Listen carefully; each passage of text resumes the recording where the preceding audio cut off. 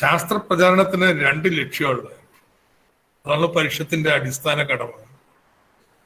ഒന്ന് ശാസ്ത്രബോധം സൃഷ്ടിക്കലാണ്. അത് ശാസ്ത്രം അറിയാവുന്നത് കൊണ്ട് അവബോധം ഉണ്ടാവണമെന്നില്ല.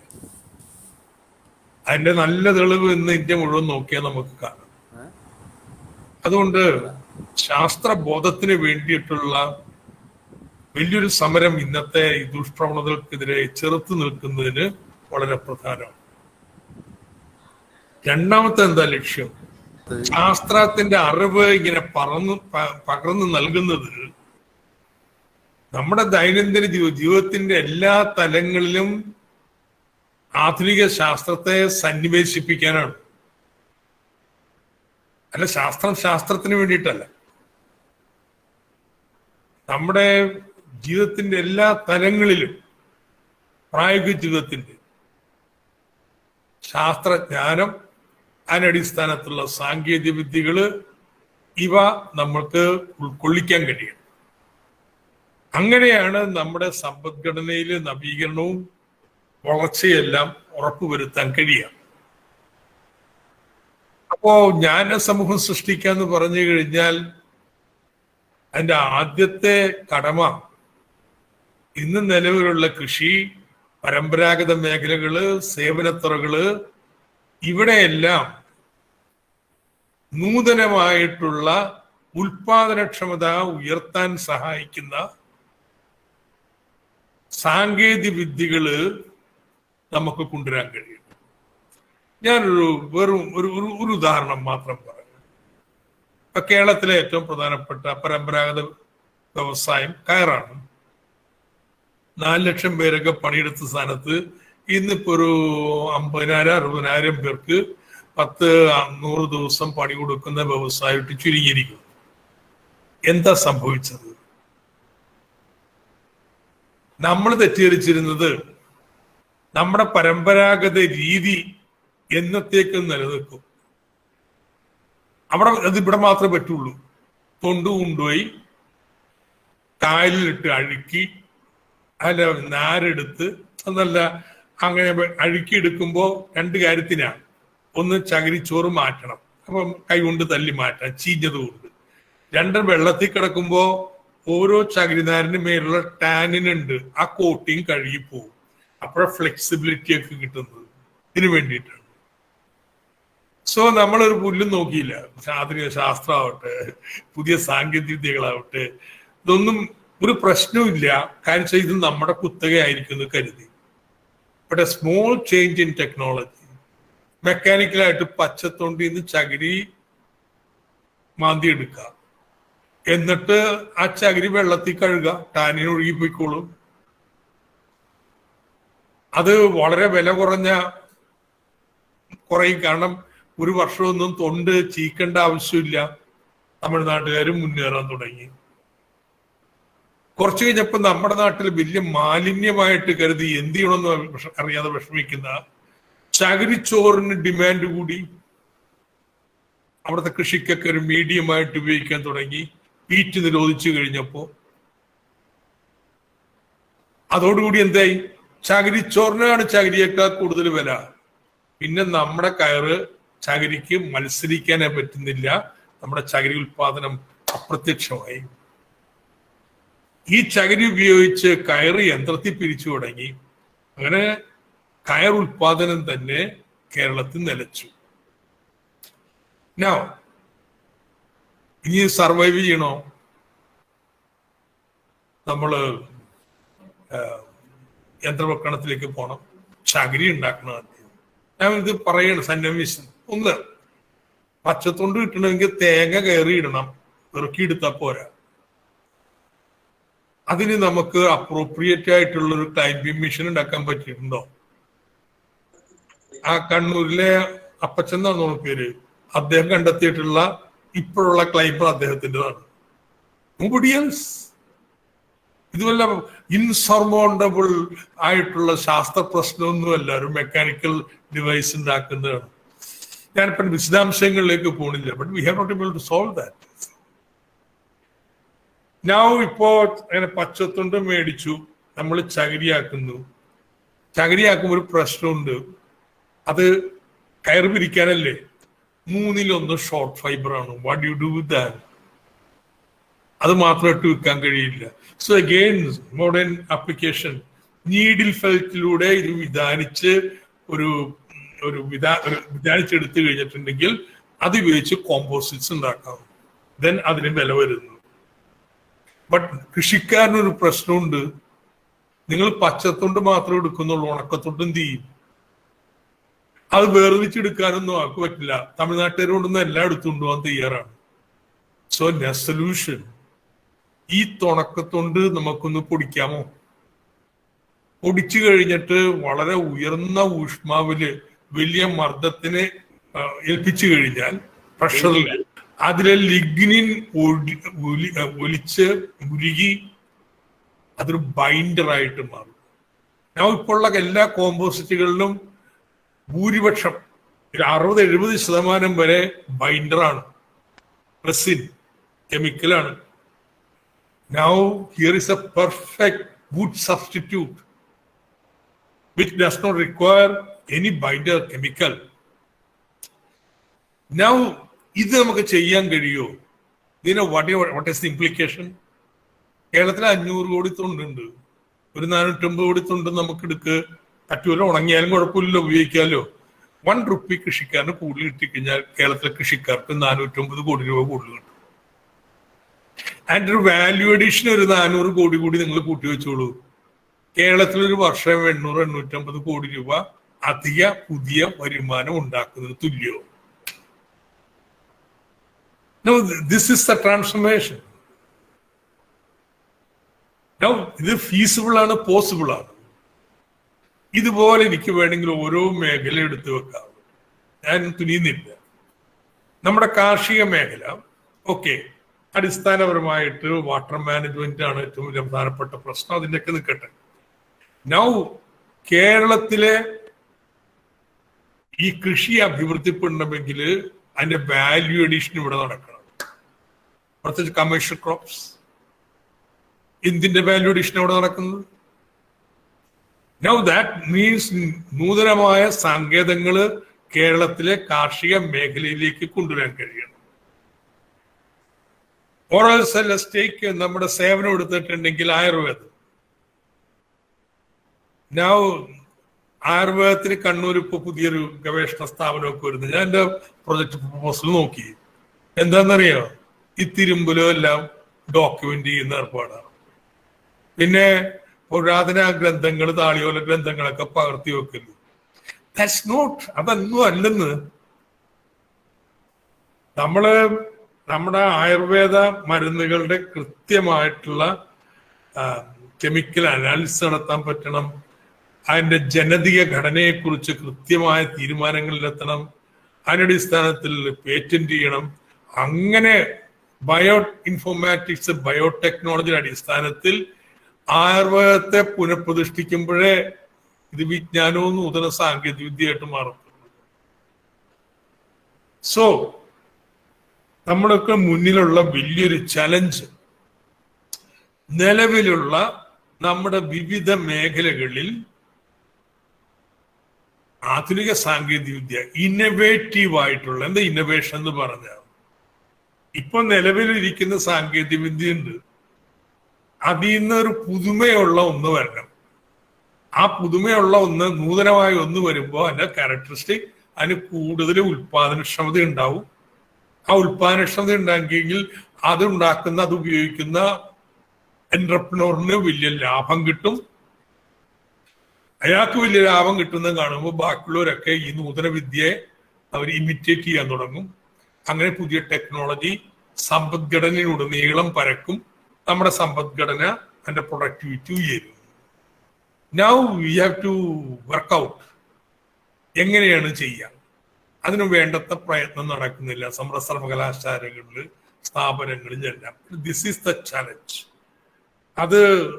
ഇതാണ് ഒന്നാമത്തെ കടമ. ബട്ട് ഒരുപാട് ചക്രം പുതുതായിട്ട് കണ്ടുപിടിക്കേണ്ട കാര്യമില്ല.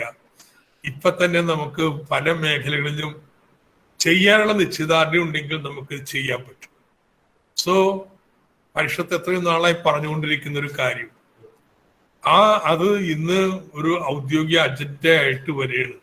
നമുക്ക് മോഡേൺ സയൻസിനെ ഇതിലേക്ക് നൂതന വിദ്യകളായിട്ട് സന്വേഷിപ്പിക്കാന്ന് പറയുന്നു.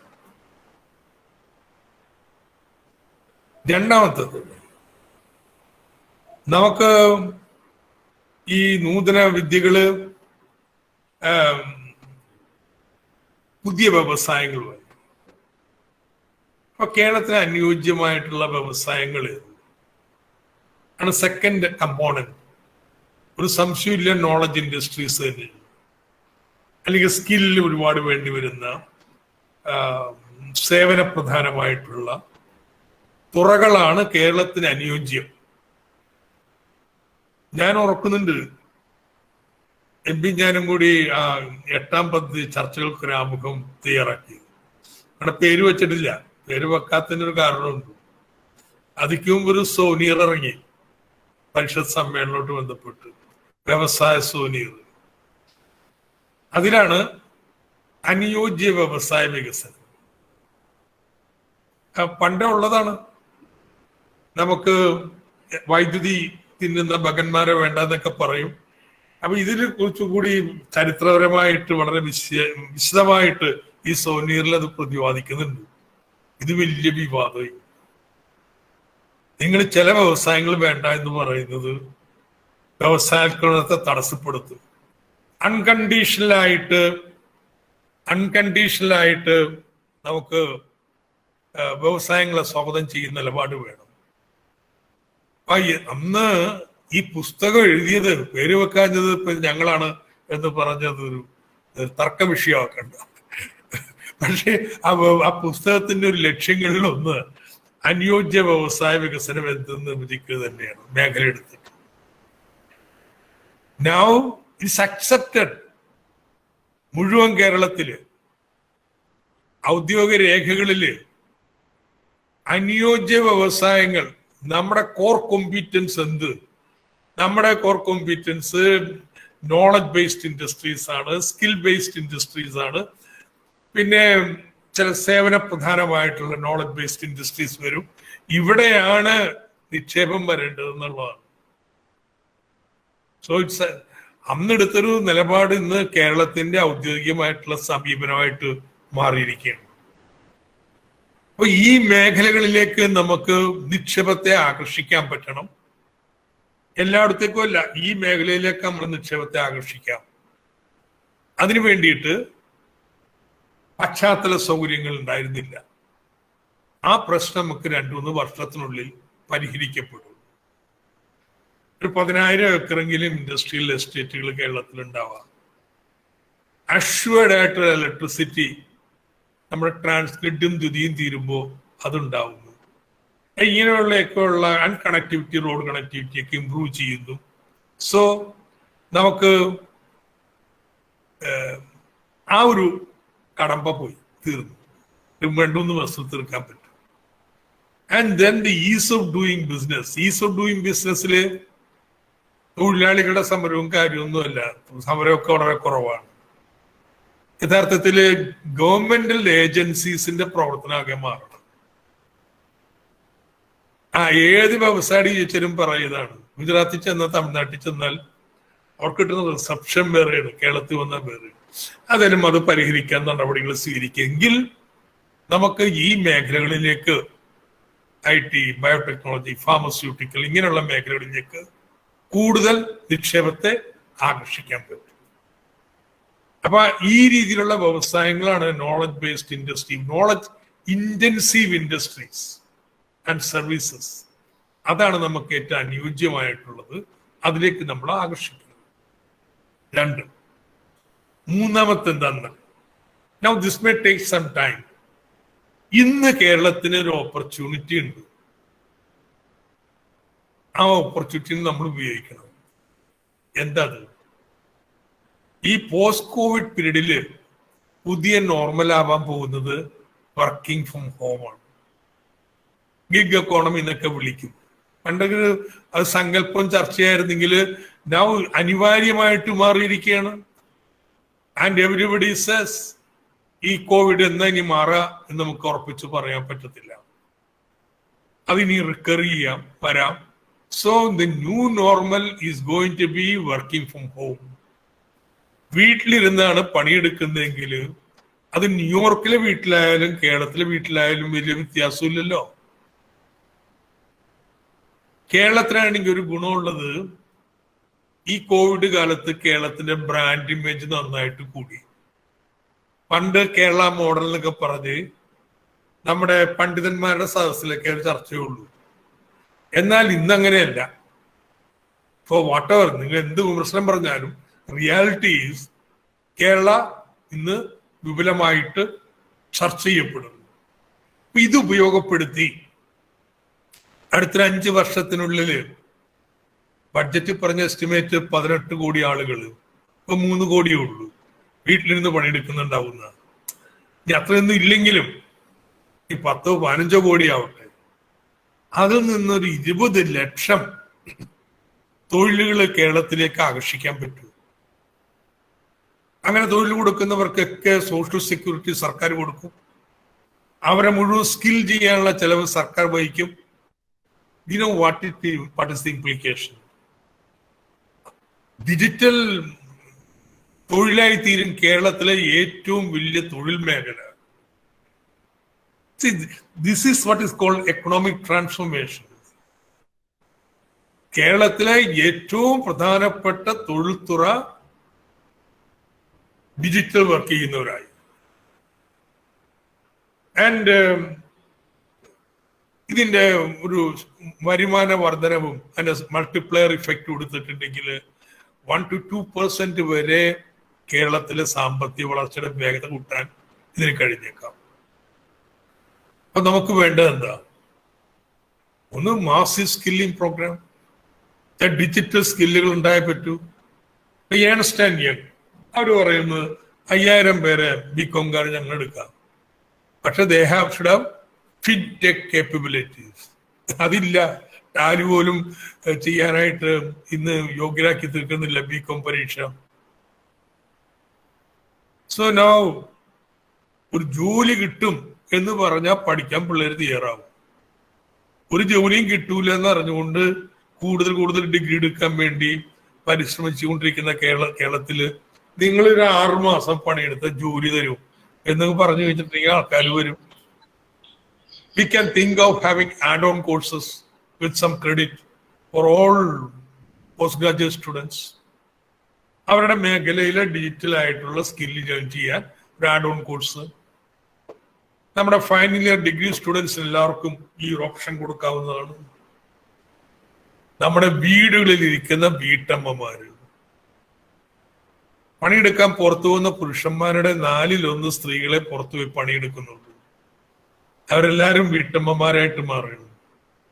Now here is an opportunity to bring them into the labor force. അതുണ്ടാക്കാൻ പോകുന്ന മാറ്റം ചെറുതല്ല. So here is an opportunity. Can we skill them, this many people? 1. 2, can we have an institution which will negotiate with these foreign employers? freelancer.com ലോകത്തെ ഏറ്റവും വലിയ employment ഏജൻസിയാണ്. അവര് ചില പറയുന്ന 8 കോടി ആളുകൾക്കാണ് കഴിഞ്ഞ ഒരു ദശാബ്ദത്തിനുള്ള ജോലി കൊടുത്തിട്ടുള്ളത്. Now they are willing to have an MOU with Kerala. So നമുക്കിത് ഉപയോഗപ്പെടുത്താൻ പറ്റും. So this is the third element. Now ഇപ്പൊ ഈ പറഞ്ഞതിൽ 2 എണ്ണവും പുറത്തുനിന്നാണ് ജോലി വരുന്നത്. അപ്പൊ നമുക്കിവിടെ എന്റർപ്രൈസ് ഒന്നും വേണ്ടേ? This is the big challenge. So we are saying let's have startups. MSME sector കേരളത്തിൽ ശക്തമാണ്. ബട്ട് അവയൊക്കെ ഇമിറ്റേറ്റീവ് ആണ്. പുതിയ നൂതനമായ വിദ്യകൾ കുറവാണ്. So how to promote startups in Kerala? Startups വേണമെങ്കിൽ ഇന്നോവേഷൻ വേണം. How do you promote innovation? Innovation ചലഞ്ചുകളും കാര്യങ്ങളും ഒക്കെ കൂടുതൽ ഫലപ്രദമായിട്ട് സംഘടിപ്പിക്കാൻ പറ്റും. Now innovation വേണമെങ്കിൽ new knowledge must be produced. So we reach the next issue, knowledge production. ഇതുവരെ ഞാൻ പറഞ്ഞതിന്റെ employment, creation of new knowledge sectors, തൊഴിലിന്റെ. ഇനി knowledge production itself in the higher education. ആ ഹയർ എഡ്യൂക്കേഷനിൽ ഇതൊരു യഥാർത്ഥ ഗൗരവമായിട്ടുള്ള പ്രശ്നമാണ്. ചർച്ച നമ്മൾ ഇവിടെ തുടങ്ങിക്കഴിഞ്ഞു. ഒരു സയൻസ് മൂവ്മെന്റ് എന്ന നിലയിൽ നമുക്ക് ഒരു വലിയ കടമയുണ്ടെന്ന്. സ്കൂൾ വിദ്യാഭ്യാസം, ഉന്നത വിദ്യാഭ്യാസത്തിൽ എന്താ വേണ്ടത്, ഞാൻ എന്ത് ചെയ്യണമെന്ന് ഇപ്പൊ പറയുന്നില്ല. I put certain proposals in the budget. അത് ആണ് അവസാന വാക്ക്, അങ്ങനെ തന്നെയാണ് വേണ്ടത് എന്നൊന്നും ഞാൻ ശഠിക്കുന്നില്ല. പക്ഷെ ഇന്നത്തെ ഉന്നത വിദ്യാഭ്യാസം അത് അടിമുടി മാറ്റിയേ പറ്റും. Does not create new knowledge, it does not ഒരു ഇന്നോവേഷൻ, ക്യൂരിയോസിറ്റി ആരിലും സൃഷ്ടിക്കുന്നില്ല. അത് എല്ലാ ഇന്റർനാഷണൽ റാങ്കിങ്ങിലും കേരളം എങ്ങുമല്ല കേരളത്തിന്റെ ഉന്നത വിദ്യാഭ്യാസം എന്ന് പറയുന്നത്. So we have to do something there. We have to transform our education. Maybe it may take 10 years and a decade, but this has to be done. മറ്റ് സ്കില്ലിങ്ങിന്റെ പ്രശ്നമല്ല കേട്ടോ, ജോലി കൊടുക്കാൻ വേണ്ടിയിട്ട്. ദിസ് ഇസ് ആക്ച്വലി നമ്മൾ എങ്ങനെയാണ് നമ്മുടെ യൂണിവേഴ്സിറ്റി സിസ്റ്റത്തെ നോളജ് പ്രൊഡക്ഷൻ സിസ്റ്റമായിട്ട് മാറ്റാം. ഞാൻ പറഞ്ഞത് പോസ്റ്റ് ഡോക്ടറൽ സ്റ്റുഡൻസിന് വലിയ പങ്ക് കൊടുക്കണം. അവരെ യഥാർത്ഥത്തിൽ നോളജ് ഉണ്ടാക്കുന്നവര്. Now we have to get കേരളത്തിന് പുറത്തുള്ള യൂണിവേഴ്സിറ്റികളൊക്കെ പഠിക്കുന്ന മലയാളികളും കേരളത്തെ സ്നേഹിക്കുന്ന ഒട്ടേറെ പണ്ഡിതന്മാരും ഉണ്ട്. How to get them involve. ചൈനയിലെ മുന്നോട്ടുള്ള കുതിപ്പിന് ചൈനീസ് എന്റർപ്രനേഴ്സിന്റെ, ഓവർസീസ് ചൈനീസിന്റെ പണമായിരുന്നു വലിയ പങ്ക് വഹിച്ചത്. കേരളത്തിന്റെ ഈ രൂപമാറ്റത്തിന് ഈ പണമല്ല, they are all professionals. They should lend some time to interact with the student community.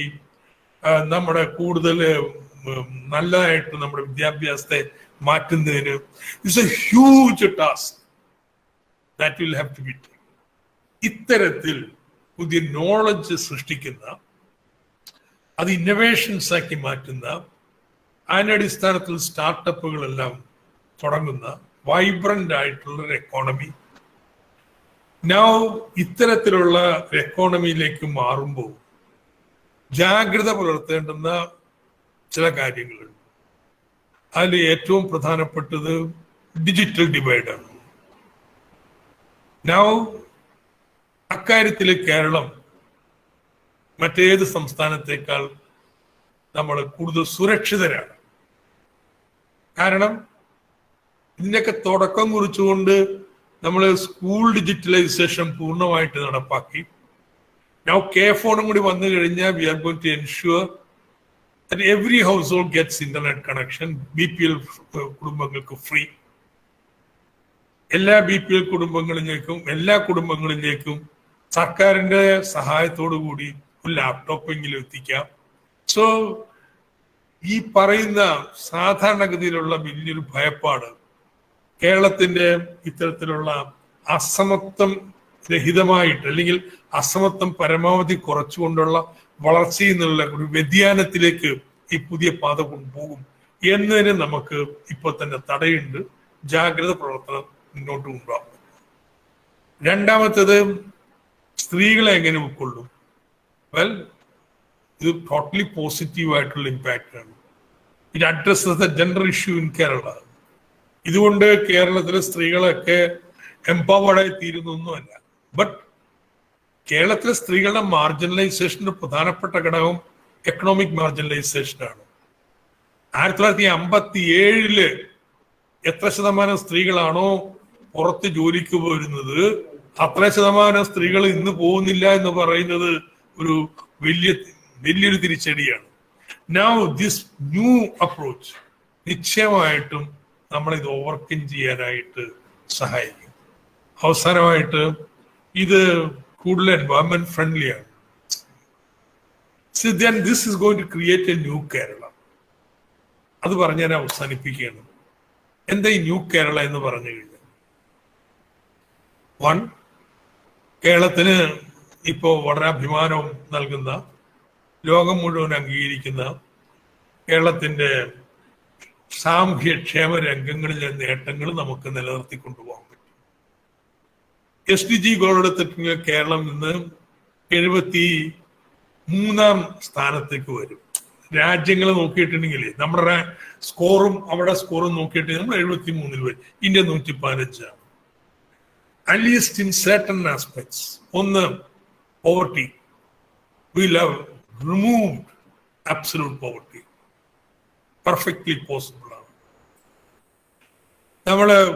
നമ്മുടെ സ്കൂൾ വിദ്യാഭ്യാസം, ആരോഗ്യ സൗകര്യങ്ങള്, റിഡക്ഷൻ പോവർട്ടി, ഇങ്ങനെയുള്ള കാര്യങ്ങളിലൊക്കെ SDG ഗോൾ നമുക്ക് നിശ്ചയമായിട്ടും എത്താൻ പറ്റും. That itself is very creditable. പക്ഷെ ഇതിനൊക്കെ പണം മുടക്കുന്നതുകൊണ്ട് നമ്മുടെ പശ്ചാത്തല സൗകര്യങ്ങളൊക്കെ വളരെ പിന്നിലായിരുന്നു. നൗ കിഫ്ബി വഴി അത് മറികടക്കാൻ നമുക്ക് പറ്റും. There are many people, അവർക്ക് പേടി ഇതുവഴി കടക്കണി ചെന്ന് ഗ്രീസിലൊക്കെ പോലെ തകർന്നു പോകുന്നുള്ളത്. No, it won't. കാരണം ഇതൊരു പോൺസി ഗെയിം അല്ല. ഇഷ്ടം പോലെ കടം കൊടുക്കുക, പിന്നെ ആ കടം കൊടുക്കാൻ വേണ്ടി കടം മേടിക്കാൻ. It's not like that. It's a kind of increasing annuity programme. കിഫ്ബിയോട് പറയണേ 60,000 കോടി ഞങ്ങൾക്ക് ഇത്രയും കാര്യങ്ങൾ ചെയ്യണം, ഇത്രയും റോഡ്, ഇത്രയും കളിസ്ഥലങ്ങള്, ഇത്രയും ഇന്റർനെറ്റ്, ഇത് കാര്യങ്ങളൊക്കെ ചെയ്യണം, ഞങ്ങൾ ആനുവിറ്റി നിങ്ങൾക്ക് തരാം, ഒരു 15 വർഷം കൊണ്ട് അടച്ചു തീർക്കാം, എത്ര വേണം. So you have decided motor വാഹന നികുതിയുടെ പാതി നൽകണം, അത് കൊടുത്തുകൊണ്ടിരുന്നാൽ മതി. എന്നാൽ ഇത് താങ്ങാൻ പറ്റാത്ത രീതിയിൽ പ്രൊജക്റ്റുകൾ എടുക്കുവോ? You have a perfect asset liability matching programme. ഭാവിയിൽ ഒരു ഘട്ടത്തിൽ കിഫ്ബിയുടെ ലയബിലിറ്റി ആൻഡ് അസറ്റിനെ മറികടക്കില്ല എന്ന് ഉറപ്പുവരുത്തും. If it is going to be like that, you don't take care of the project, you stop there. അതിനാണ് അതിന്റെ ഡയറക്ടർ ബോർഡ് അതിനെ വാച്ച് ചെയ്യാൻ വേണ്ടിയുള്ള കമ്മിറ്റി എല്ലാം വെച്ചത്. So this is the agenda. Kerala is good. Third, നമ്മൾ ഈ പശ്ചാത്തല സൗകര്യങ്ങൾ ഉപയോഗിച്ചുകൊണ്ട് transforming our economic base. Professor KK ജോർജിനെ പോലുള്ളവര് 80കളിൽ മുതൽ പറഞ്ഞു തുടങ്ങിയാണ് limits to Kerala model, you can grow. വളരെ ശരിയാണ്. Unless your economic base expands, you cannot go on developing on a redistributive strategy. അപ്പൊ നമ്മള് ഇന്ന് ഈ പശ്ചാത്തല സൗകര്യങ്ങളുടെ ഉപയോഗപ്പെടുത്തിക്കൊണ്ട് നമ്മുടെ എക്കണോമിക് ബേസ് മാറ്റുകയാണ്. ആ എക്കണോമിക് ബേസ് മാറ്റുന്നത് ഏത് രൂപത്തിലേക്ക്? നോളജ് എക്കോണമിയിലേക്ക്. ആൻഡ് ലാർജർ കൺസെപ്റ്റ് ആണ് നോളജ് സൊസൈറ്റി എന്ന് പറയുന്നത്. So this is a new Kerala. We are reinventing Kerala. I think it has got a lot of international implications, national implications. You will have ഒരു society where ജനങ്ങളുടെ അടിസ്ഥാന ആവശ്യങ്ങൾ നിർവഹിക്കുന്നത് മാത്രമല്ല, അവരുടെ ഭാവി ആവശ്യങ്ങൾ, നല്ല തൊഴില്, അത് ഉറപ്പു നൽകാനും പറ്റും. ആൻഡ് ഇതിന്റെ ബ്യൂട്ടി എന്താണെന്ന് വെച്ച് കഴിഞ്ഞാൽ നോബഡി ഈസ് ലെഫ്റ്റ് ഔട്ട്. കേരളത്തിലെ സമൂഹത്തിൽ വലിയ മാറ്റം വന്നുകൊണ്ടിരിക്കുകയാണ്. നമ്മുടെ മിഡിൽ ക്ലാസ് ഭയങ്കരമായിട്ട് വളർന്നുകൊണ്ടിരിക്കുകയാണ് വളരെ വേഗത്തിൽ. ബട്ട് ഒരു 30% പേര് പാവങ്ങളായിട്ട് തുടരുകയാണ്. നൗ ഈ പറഞ്ഞ പ്രോഗ്രാം ഈ 2 സെറ്റിന്റെയും ഒരു വലിയ ബ്രോഡ് യുണൈറ്റഡ് ഫ്രണ്ട് ഉണ്ടാക്കുന്നു. പാവങ്ങളുടെ ഒരു സെക്യൂരിറ്റിയും കുറക്കുന്നില്ല, പൂർണ്ണമായിട്ട് കൊടുക്കുന്നു. But then to the middle class you are offering നമുക്ക് നോളജ് സൊസൈറ്റി, നല്ല ജോലി, നല്ല വിദ്യാഭ്യാസം, നല്ല ആരോഗ്യം നിങ്ങൾക്കുണ്ട്. യഥാർത്ഥത്തില് ഇത്തവണത്തെ വിജയത്തിന്റെ ഒരു പങ്ക് പാവപ്പെട്ടവരെ കിറ്റ്, മറ്റതെല്ലാം പെൻഷൻ ഇതൊക്കെ ആകർഷിച്ചിട്ടുണ്ട്, സ്വാധീനിച്ചിട്ടുണ്ട്, സംശയമില്ല. പക്ഷെ മിഡിൽ ക്ലാസ്സിനെ അത് സ്വാധീനിക്കണമെന്നില്ലല്ലോ. എവിടെ അവരെ സ്വാധീനിച്ചത്? ഈ വരുന്ന മാറ്റങ്ങൾ അതിന്റെ potential. So this is a new historic compromise with the social classes in Kerala for creation of a new Kerala. കേരളത്തിന് പുറത്തുള്ള പാവങ്ങളെ ഇപ്പൊ കേരളത്തില് നമ്മള് സാങ്കേതികമായിട്ടും ഈ സമൂഹം എന്ന രീതിയിൽ മുന്നേറി എന്ന് കരുതുക. കേരളത്തിന് പുറത്തുള്ള പാവങ്ങളെ അവരുടെ ഈ അങ്ങനെ മുന്നോട്ട് നിൽക്കുന്ന കേരള സമൂഹം, കേരളത്തിന് ഇന്ത്യയില് കേരളത്തിന് പുറത്തുള്ള സമൂഹങ്ങൾ, ലോകത്തിന് കേരളത്തിന് പുറത്തുള്ള പാവങ്ങളെ എങ്ങനെയായിരിക്കും ഈ നമ്മളുടെ ഈ മോഡൽ മാറ്റാൻ പോകുന്നത്? അവരെങ്ങനെയായിരിക്കും സ്വാധീനിക്കുക? ഒരുപാട് പ്രവാസികളുള്ള ഒരു സംസ്ഥാനമാണ് നമ്മുടെ സംസ്ഥാനം. ആ പ്രവാസികളുടെ ഫണ്ട് തന്നെ കേരളത്തിന്റെ വളർച്ചയ്ക്ക് ഏറ്റവും മുതൽക്കൂട്ടും കൂടിയാണ്. ആ പ്രവാസികളുടെ ഫണ്ട് ഉപയോഗിച്ചുകൊണ്ട് നമുക്ക് ആധുനിക രീതിയിലുള്ള ഒരു ബിസിനസ് സംവിധാനത്തിലേക്കോ അല്ലെങ്കിൽ അസംസ്കൃത വസ്തുക്കൾ, ഇന്ന് കേരളത്തിനകത്തുള്ള അസംസ്കൃത വസ്തുക്കൾ ശേഖരിച്ചുകൊണ്ട് പുതിയൊരു വ്യവസായ മേഖലയിലേക്ക് ഊന്നൽ കൊടുത്തുകൊണ്ട് നമുക്ക് സംവിധാനം ചെയ്തുകൂടെ? ഇത്രയും കാലങ്ങളായിട്ട് നമുക്ക് അത്തരമൊരു രീതിയിലേക്ക് നമ്മുടെ സംസ്ഥാനം വളർന്നിട്ടില്ല എന്നുള്ളതാണ് എടുത്തു പറയേണ്ടത്. അതുകൊണ്ട് തന്നെയാണ് പല പ്രവാസികളും തൊഴിലില്ലാതെ ഇന്ന് നമ്മുടെ നാട്ടിൽ അലയേണ്ട സ്ഥിതിവിശേഷം ഉണ്ടായിട്ടുള്ളത്. അതിനെന്താണ് സാർ ഒരു പരിഹാരമുള്ളത്? എനിക്ക് തോന്നിയ ഒരു ചെറിയ കാര്യം, ഈ ഉന്നത വിദ്യാഭ്യാസ രംഗവുമായി ബന്ധപ്പെട്ട് കാതലായ മാറ്റം വരണമെങ്കിൽ ഇന്നത്തെ സർവകലാശാല സംവിധാനത്തിൽ ഗൗരവമായ ഒരു അഴിച്ചുപണി ഉണ്ടായാലല്ലേ പറ്റുള്ളൂ. ഇന്നത്തെ സർവകലാശാല സംവിധാനവും വെച്ചുകൊണ്ട് എങ്ങനെയാണ് ഉന്നത വിദ്യാഭ്യാസ രംഗത്ത് ഇത്തരത്തിലുള്ള ഒരു മാറ്റം ഉണ്ടാക്കാൻ പറ്റുക? ഈ ലോക്കൽ ഹിസ്റ്ററി, ലോക്കൽ നോളജിനെ നമുക്ക് എങ്ങനെ ഡെവലപ്പ് ചെയ്യാൻ കഴിയും? അതിൽ ഈ കേരളത്തിന്റെ ജ്ഞാന സമൂഹത്തെ രൂപപ്പെടുത്തുന്നതിൽ ലോക്കൽ നോളജും ഇൻഡിജിയസ് നോളജൊക്കെ എങ്ങനെ നമുക്ക് രൂപപ്പെടുത്തിക്കൊണ്ട് അവരെയും കൂടി നമുക്ക് എങ്ങനെ പാർട്ടിസിപ്പേറ്റ് ചെയ്യിക്കാൻ കഴിയും? രണ്ടാം സംഗതി, നമുക്ക് ഈ ട്രൈബൽ നോളജ്, ട്രൈബൽ എപ്പിസ്റ്റമോളജിക്കൽ ആയിട്ടുള്ള നോളജ്, നമുക്കറിയാം ട്രൈബൽ നോളജ് നമ്മളുടെ ഒരു കേരളത്തിന്റെ ഒരു കഴിഞ്ഞ വികസന മേഖലയിൽ ഇത്ര വേറെ ഇൻക്ലൂഡ് ചെയ്യപ്പെട്ടില്ല. അവരെ ഇൻക്ലൂസീവ് ആയിട്ടുള്ള ഒരു പോളിസീസ് ഉണ്ടായിട്ടില്ല. അപ്പൊ ലോക്കൽ ഹിസ്റ്ററിയും ഇൻഡിജിനസ് നോളജിനെയും ട്രൈബൽ കൾച്ചറിനെയൊക്കെ ഉൾപ്പെടുത്തിക്കൊണ്ടുള്ളൊരു എങ്ങനെയാണ് നമുക്ക് പുതിയൊരു ജ്ഞാന സമൂഹം രൂപപ്പെടുത്താൻ കഴിയുക എന്നത് സംബന്ധിച്ച് സാർ ഒന്ന് വിശദീകരിച്ചാൽ കൊള്ളാം. ഉന്നത വിദ്യാഭ്യാസത്തില് വരുന്ന ഈ മാറ്റത്തിന് സ്കൂൾ എഡ്യൂക്കേഷൻ എന്തെങ്കിലും ഇംപ്ലിക്കേഷൻ ഉണ്ടോ? സ്കൂൾ എഡ്യൂക്കേഷൻ ഇപ്പൊ അതിന്റെ ഉള്ളടക്കത്തിൽ, അതിന്റെ പ്രോസസ്സിങ്ങിൽ ഒക്കെ ചില മാറ്റങ്ങൾ വന്നു കഴിഞ്ഞിട്ടുണ്ട്. അപ്പോ ജ്ഞാനസമൂഹത്തെ സൃഷ്ടിക്കുക എന്ന ലക്ഷ്യം വെച്ച് ഉന്നത വിദ്യാഭ്യാസം മാറുമ്പോൾ ഇതിനനുസൃതമായ മാറ്റം സ്കൂൾ എഡ്യൂക്കേഷനിൽ എന്തെങ്കിലും ഉണ്ടാവേണ്ടതുണ്ടോ? തൊഴിൽ രംഗത്ത് സ്ത്രീകളുടെ പങ്കാളിത്തത്തിന്റെ കുറവിന്റെ ഒരു പ്രശ്നം പറഞ്ഞു. ഇപ്പൊ നമ്മൾ വർക്ക് അറ്റ് ഹോം ആകുമ്പോൾ കൂടുതൽ സ്ത്രീകൾക്ക് പങ്കാളിത്തം വർദ്ധിപ്പിക്കാൻ സാധിക്കും എന്ന് നമ്മൾ പ്രതീക്ഷിക്കുന്നു. പക്ഷെ നമ്മുടെ നിലനിൽക്കുന്ന കുടുംബ പശ്ചാത്തലം വീണ്ടും വീണ്ടും സ്ത്രീകൾക്ക് ആദ്യത്തെ പ്രയോറിറ്റി എന്ന് പറയുന്നത് കുടുംബമാകുമ്പോൾ എൻ്റെ പ്രൊഫഷണലൈസ് ചെയ്യണം ഞാൻ എന്നുണ്ടെങ്കിൽ അതിനൊരു സെക്കൻഡ് പ്രയോറിറ്റിയിലേക്ക് പോകുമ്പോൾ എന്തുമാത്രം പശ്ചാത്തല സൗകര്യങ്ങളോ അല്ലെങ്കിൽ ഗവൺമെന്റ് ഫണ്ടുകളോ കൊടുത്താൽ പോലും ഇതിനൊരു മാറ്റം വരുമോ? അതേസമയം ഈ ചിന്താഗതിയിൽ ഒരു മാറ്റം വരുത്താൻ വേണ്ടി നമ്മുടെ വിദ്യാഭ്യാസ സമ്പ്രദായത്തിൽ മുതൽ ഈ കുട്ടികളിലേക്ക് ഒരു ജെൻഡർ ഇക്വാലിറ്റി എന്നുള്ളൊരു മനോഭാവം വളർത്താതെ നിലനിൽക്കുന്ന കേരളത്തിന്റെ ഇന്നത്തെ സാഹചര്യത്തിൽ തൊഴിൽ പങ്കാളിത്ത നിരക്ക് വർദ്ധിക്കാൻ സാധ്യതയുണ്ട്. സാർ പറഞ്ഞതിനെ കൂടെ പോലെ തന്നെ വ്യാവസായിക വികസനത്തില് റിസർച്ച് ആൻഡ് ഡെവലപ്മെന്റിന്റെ ഒരു തലം പലപ്പോഴും നമുക്ക് ലഭ്യമല്ലാതെ വന്നിട്ടുണ്ട്. കയർ വ്യവസായം പോലെ തന്നെ സ്പിന്നിങ് മില്ലുകൾ സഹകരണ മേഖലയിൽ കുറെ പ്രവർത്തിക്കുന്നുണ്ട്. ഇതിനുള്ളിൽ പഞ്ഞി പുറത്തുനിന്ന് കൊണ്ടുവരുന്നു, നൂലാക്കി തിരിച്ചു കൊടുക്കുന്നു. പലപ്പോഴും നഷ്ടത്തിലോടുന്ന സ്ഥാപനങ്ങളാണത്. വീണ്ടും ഗവൺമെന്റ് അതിലേക്ക് മുതൽ മുടക്കുന്നതായിട്ട് കാണുന്നുമുണ്ട്. അപ്പോൾ ഇതിൽ ഒരു റിസർച്ച് ഉണ്ടായിക്കഴിഞ്ഞാൽ ഈ നൂൽ എടുക്കുന്നതിന് കൂടെ തന്നെ തുണിയിലേക്ക് ഈ വ്യവസായം മാറിക്കഴിഞ്ഞാൽ ഒരു പക്ഷേ കുറച്ചുകൂടി ലാഭകരമാക്കാൻ പറ്റിയേക്കും. അത്തരത്തിലുള്ള ഗവേഷണത്തിന് സാധ്യത ആരായേണ്ടത് ഞാൻ സമൂഹം ആ വ്യവസായവൽക്കരണത്തിന്റെ ലാഭത്തെ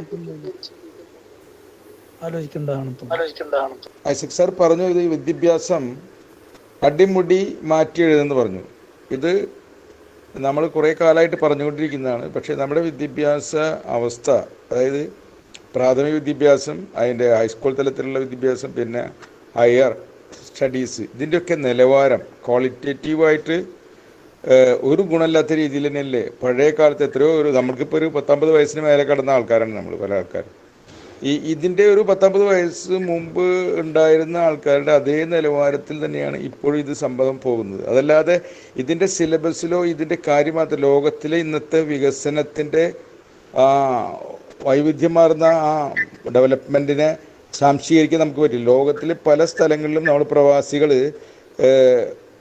വലിയ ഉന്നത പോസ്റ്റുകളിൽ ഇരുന്ന് ഇരിക്കുമ്പോൾ തന്നെ അവരുടെയൊക്കെ ആ അനുഭവ പാഠം ഉൾക്കൊള്ളാൻ കേരളത്തിനായിട്ടുണ്ടോ എന്ന് പറഞ്ഞാൽ തെറ്റില്ല. പറഞ്ഞിട്ട് നമ്മുടെ സ്ത്രീകളുടെ തൊഴിൽ പങ്കാളിത്ത നിരക്ക് കൂട്ടുമ്പോ കേരളത്തിലൊക്കെ ബഹുഭൂരിപക്ഷം വരുന്ന അസംഘടിത മേഖലയിൽ ജോലി ചെയ്യുന്ന സ്ത്രീകളാണ് തീർച്ചയായിട്ടും കൂടുതലും അസംഘടിത മേഖലയിൽ നാമമാത്രമായ വേതനത്തിന് ജോലി ചെയ്യുന്നവരുള്ളത്. അവരുടെ ഒരു സ്കില്ല് കൂട്ടുന്നതിനും അവരെ മുഖ്യധാരയിലേക്ക് കൊണ്ടുവരുന്നതിനും അവരുടെ ജീവിത ഗുണത വർദ്ധിപ്പിക്കുന്നതിനായിട്ടുള്ള എന്ത് പരിപാടിയാണ് അതിനകത്ത് നമുക്ക് ആവിഷ്കരിക്കാൻ കഴിയുക എന്നുള്ളതാണ്. രണ്ടാമത്തെ കാര്യം ഐമസ് പറഞ്ഞത് തന്നെയാണ്, ഉന്നത വിദ്യാഭ്യാസ രംഗത്ത് ഇത്രയും വിപ്ലവകരമായ മാറ്റങ്ങൾ ഉണ്ടാക്കണമെന്ന് നമ്മൾ പറയുകയും അതിനുവേണ്ടി ശ്രമിക്കുകയും ചെയ്യുമ്പോൾ സ്കൂൾ വിദ്യാഭ്യാസത്തിൽ നമ്മൾ സ്കൂളുകൾ ഹൈടെക് ആക്കുകയും ക്ലാസ് മുറികൾ സ്മാർട്ട് ക്ലാസ് റൂമുകളായി മാറി എന്ന് പറയുകയും ഒക്കെ ചെയ്യുമ്പോൾ ഡിജിറ്റൽ ഡിവൈഡ് ഇപ്പോൾ പ്രത്യേകിച്ച് ഈ കോവിഡ് കാലത്ത് തന്നെ നമുക്ക് അറിയാവുന്നതാണ്. ഈ ഓൺലൈൻ പഠനകാലത്ത് തന്നെ വലിയ തോതിൽ ഒരു ഡിജിറ്റൽ അന്തരം വന്നുകൊണ്ടിരിക്കുകയാണ്. പിന്നെ നമ്മൾ ഇതൊക്കെ എത്തിയെന്ന് പറയുമ്പോഴും ഇതൊക്കെ എത്താത്ത ഒരുപാട് വിദ്യാലയങ്ങൾ, പ്രത്യേകിച്ച് പ്രൈമറി വിദ്യാലയങ്ങൾ ഇപ്പോഴും കേരളത്തിൽ നിലവിലുണ്ട്. അപ്പോൾ വിദ്യാഭ്യാസ രംഗത്ത് വരുത്തുന്ന മാറ്റങ്ങളും സ്കൂൾ വിദ്യാഭ്യാസ രംഗത്ത് ഉണ്ടാകേണ്ട മാറ്റങ്ങൾ അത് അനുകൂലമായിട്ട് പോകേണ്ടതാണ്. അപ്പൊ ആനുപാതികമായിട്ട് ഇവിടെ മാറ്റം വരുത്താനായിട്ട് നമ്മൾ എന്തെങ്കിലും കാര്യങ്ങൾ പ്ലാൻ ചെയ്തിട്ടുണ്ടോ, അതിനെക്കുറിച്ച് ചിന്തിച്ചിട്ടുണ്ടോ എന്നുള്ളതാണ് എനിക്ക് ചോദിക്കാനുള്ളത്. വിദ്യാഭ്യാസ രംഗത്ത് ഒരുപാട് പരിമിതികളൊക്കെ ഉണ്ടെങ്കിൽ കൂടി ഞാൻ മനസ്സിലാക്കുന്നത് നമ്മുടെ നാട്ടിൽ നിന്ന് കിട്ടിയ സൗജന്യവും സാർവത്രികവും നിർബന്ധിതവുമായ വിദ്യാഭ്യാസം കൊണ്ട് ലോകത്തിന്റെ പല ഭാഗങ്ങളിലും പോയി ഒരുപാട്, പ്രത്യേകിച്ചും വിവര സാങ്കേതിക വിദ്യകളിലും അതുപോലെ തന്നെ എഞ്ചിനീയറിംഗ് മേഖലകളിലൊക്കെ ലോകത്തിന്റെ പല ഭാഗങ്ങളിലും വളരെ ഗംഭീരമായി പെർഫോം ചെയ്ത് സെറ്റപ്പ് ചെയ്യുന്ന മലയാളി സമൂഹത്തിന്റെ അവരുടെ അനുഭവങ്ങളും അവരുടെ എക്സ്പീരിയൻസൊക്കെ നമ്മുടെ വേണ്ട വിധത്തിൽ പരിഗണിക്കുന്നുണ്ടോ? അത് പരിഗണിച്ചാൽ തന്നെ ഈ സൊല്യൂഷൻ കാണാൻ പറ്റുമെന്നാണ് എനിക്ക് തോന്നുന്നത്. അതിനെപ്പറ്റി സാറിന്റെ അഭിപ്രായം എന്താ? ഈ നോളജ് ഇക്കോണമിയെ കുറിച്ച് പൊതുവെ പറയുന്ന ഒരു വിമർശനം, അത് വൻകിട കുത്തകകള് ആൾക്കാരെ കൊണ്ട് പീസ് വർക്ക് ചെയ്യിക്കുന്ന പോലെ സോഫ്റ്റ്വെയറുകളും മറ്റുമൊക്കെ വികസിപ്പിച്ച് അത് ഒന്നിച്ചു ചേർത്തിട്ട് വലിയ മൂല്യമുള്ള, വളരെ പേറ്റന്റ് മൂല്യമുള്ള ഉൽപ്പന്നങ്ങൾ ഉൽപ്പാദിപ്പിക്കുകയും ഈ തൊഴിലാളികൾ അതിൽ ചൂഷണം ചെയ്യപ്പെടുകയും ചെയ്യുന്നു. അവർക്ക് ചെറിയ പ്രതിഫലമേ കിട്ടുന്നുള്ളൂ എന്നുള്ളൊരു പ്രശ്നമുണ്ട്. ഇത്തരം കാര്യത്തിന് എന്തെങ്കിലും പരിഹാരം നമ്മൾ ഇതിൻ്റെ ഇടയിൽ ആലോചിച്ചിട്ടുണ്ടോ? ഉന്നത വിദ്യാഭ്യാസത്തെ കുറിച്ച് പറയുമ്പോൾ സാറ് സൂചിപ്പിക്കുന്ന ഈ വിദേശത്ത് നിന്നുള്ള ഒരു പങ്കാളിത്തം, ഒരു നോളജ് ഷെയറിങ്, നമ്മൾ ഫെലോഷിപ്പ് കൊടുത്തുകൊണ്ടോ അല്ലെങ്കിൽ ആ റിസോഴ്സിനെ നമ്മൾ ഉപയോഗിച്ചുകൊണ്ടോ ഉള്ള ഒരു മാർഗം നമ്മുടെ നിലവിലുള്ള ഇവിടുത്തെ തദ്ദേശീയരായ അധ്യാപകരും അല്ലെങ്കിൽ ഉന്നത വിദ്യാഭ്യാസ സമൂഹവും ഒരുപക്ഷെ അതെന്തായാലും സാർ പ്രതീക്ഷിക്കുന്ന പോലെ തന്നെ വിമർശനാത്മകമായിട്ടായിരിക്കും അത് സ്വാഗതം ചെയ്യുക. ഞാനത് പറയാൻ കാരണം നമ്മുടെ നാട്ടിൽ തന്നെയുള്ള വളരെ വൈദഗ്ധ്യമുള്ള റിസോഴ്സിന് വളരെ തഴയുന്ന രീതിയിലാണ് പലപ്പോഴും നമ്മുടെ ഉന്നത വിദ്യാഭ്യാസത്തിന്റെ നിയമനങ്ങൾ ഉൾപ്പെടെയുള്ള കാര്യങ്ങൾ പോകുന്നത്. നമ്മുടെ നാട്ടിൽ തന്നെയുള്ള വളരെ വൈദഗ്ധ്യമുള്ള ആൾക്കാർ പോലും യഥാർത്ഥത്തിൽ കൃത്യമായിട്ട് ഉന്നത വിദ്യാഭ്യാസം ഉപയോഗിക്കുന്നുണ്ടോ ഇല്ല എന്നുള്ളതാണ് ഒരു ചോദ്യം. രണ്ടാമത്തത് നമ്മുടെ തൊഴിൽ മേഖലയിലേക്കുള്ള സ്ത്രീകളുടെ പങ്കാളിത്തം. സാർ ബജറ്റിലും പറഞ്ഞിരുന്നു ഈ സ്റ്റാർട്ടപ്പുമായിട്ട് ബന്ധപ്പെട്ടത്. നമ്മൾ നോക്കുമ്പോൾ യഥാർത്ഥത്തിൽ 65% ഔട്ട് ഓഫ് ലേബർ ഫോഴ്സ് ആണ്, അൺഎംപ്ലോയിഡ് പോലും അല്ല. ഔട്ട് ഓഫ് ലേബർ ഫോഴ്സ് എന്ന് പറയുമ്പോൾ അവർ ജോലി അന്വേഷിക്കുന്നില്ലെന്നാണല്ലോ അർത്ഥം. They are not seeking for employment. അപ്പൊ ഈ വരുന്ന വലിയൊരു വിഭാഗത്തിൽ ആകെയുള്ള ഒരു പോസിറ്റീവ് സൈഡ് എന്ന് പറയുന്നത് അവർ എഡ്യൂക്കേറ്റഡ് ആണ്. ഈ ഔട്ട് ഓഫ് ലേബർ ഫോഴ്സിൽ പോലും എഡ്യൂക്കേറ്റഡ് ആണ്. ആ ഔട്ട് ഓഫ് ലേബർ ഫോഴ്സിനെയാണ് നമ്മൾ ഈ സ്റ്റാർട്ടപ്പിലൂടെ നമ്മൾ തൊഴിൽ മേഖലയിലേക്ക് ആകർഷിക്കാൻ ഉദ്ദേശിക്കുന്നെങ്കിൽ അതിനൊരു പ്രത്യേകമായിട്ടുള്ള രീതിയിൽ തന്നെ അത് നോക്കിക്കാണേണ്ടി വരുമെന്നാണ് എനിക്ക് തോന്നുന്നത്. സാറിന്റെ പ്രതികരണത്തിന് വേണ്ടിയിട്ടാണ്. ഒരു ജ്ഞാനസമൂഹത്തിലേക്കുള്ള മാറ്റം ഉന്നത വിദ്യാഭ്യാസ രംഗത്ത് നമ്മൾ കൊണ്ടുവരുമ്പോൾ അതിലേറ്റവും പ്രധാനമായിട്ട് എനിക്ക് തോന്നുന്നത് സ്കൂൾ വിദ്യാഭ്യാസ രംഗത്ത് വരുത്തുന്ന മാറ്റങ്ങളുടെ പ്രതിഫലനം മാത്രമേ ഉന്നത വിദ്യാഭ്യാസ രംഗത്തേക്ക് പ്രതിഫലിപ്പിക്കുകയുള്ളൂ എന്നുള്ളതാണ്.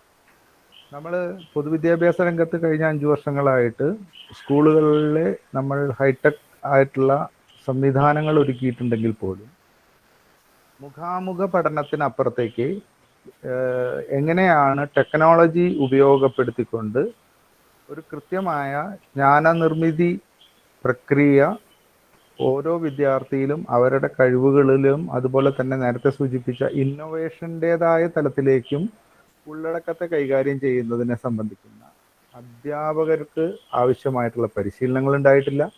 മാത്രവുമല്ല അത്തരത്തിലുള്ളതായിട്ടുള്ള ഒരു ക്ലാസ് മുറിയുടെ അത്തരത്തിലുള്ളതായിട്ടുള്ള ഒരു ജ്ഞാന സംവിധാനത്തെ കൈമാറ്റം ചെയ്യുന്നതിനുള്ളതായ രീതിശാസ്ത്രം നമ്മൾ ഇനിയും കേരളത്തിൽ ഉൾപ്പെടെ പ്രധാനപ്പെട്ട വിദ്യാഭ്യാസത്തിൻ്റെ പ്രത്യേകിച്ചും സെക്കൻഡറി ഹയർ സെക്കൻഡറി തലങ്ങളിൽ ടെക്നോളജിയിലേക്ക് അവരെ പരിവർത്തിപ്പിക്കണമെങ്കിൽ സയൻസിനെ കൃത്യമായ രീതിയിൽ, അത് സയൻസിനെ മാത്രമല്ല എല്ലാ ജ്ഞാന വിഷയങ്ങളെയും ആ രീതിയിൽ പരിവർത്തിപ്പിക്കണമെങ്കിൽ ഒരു വലിയ മാറ്റം നടക്കേണ്ടത്.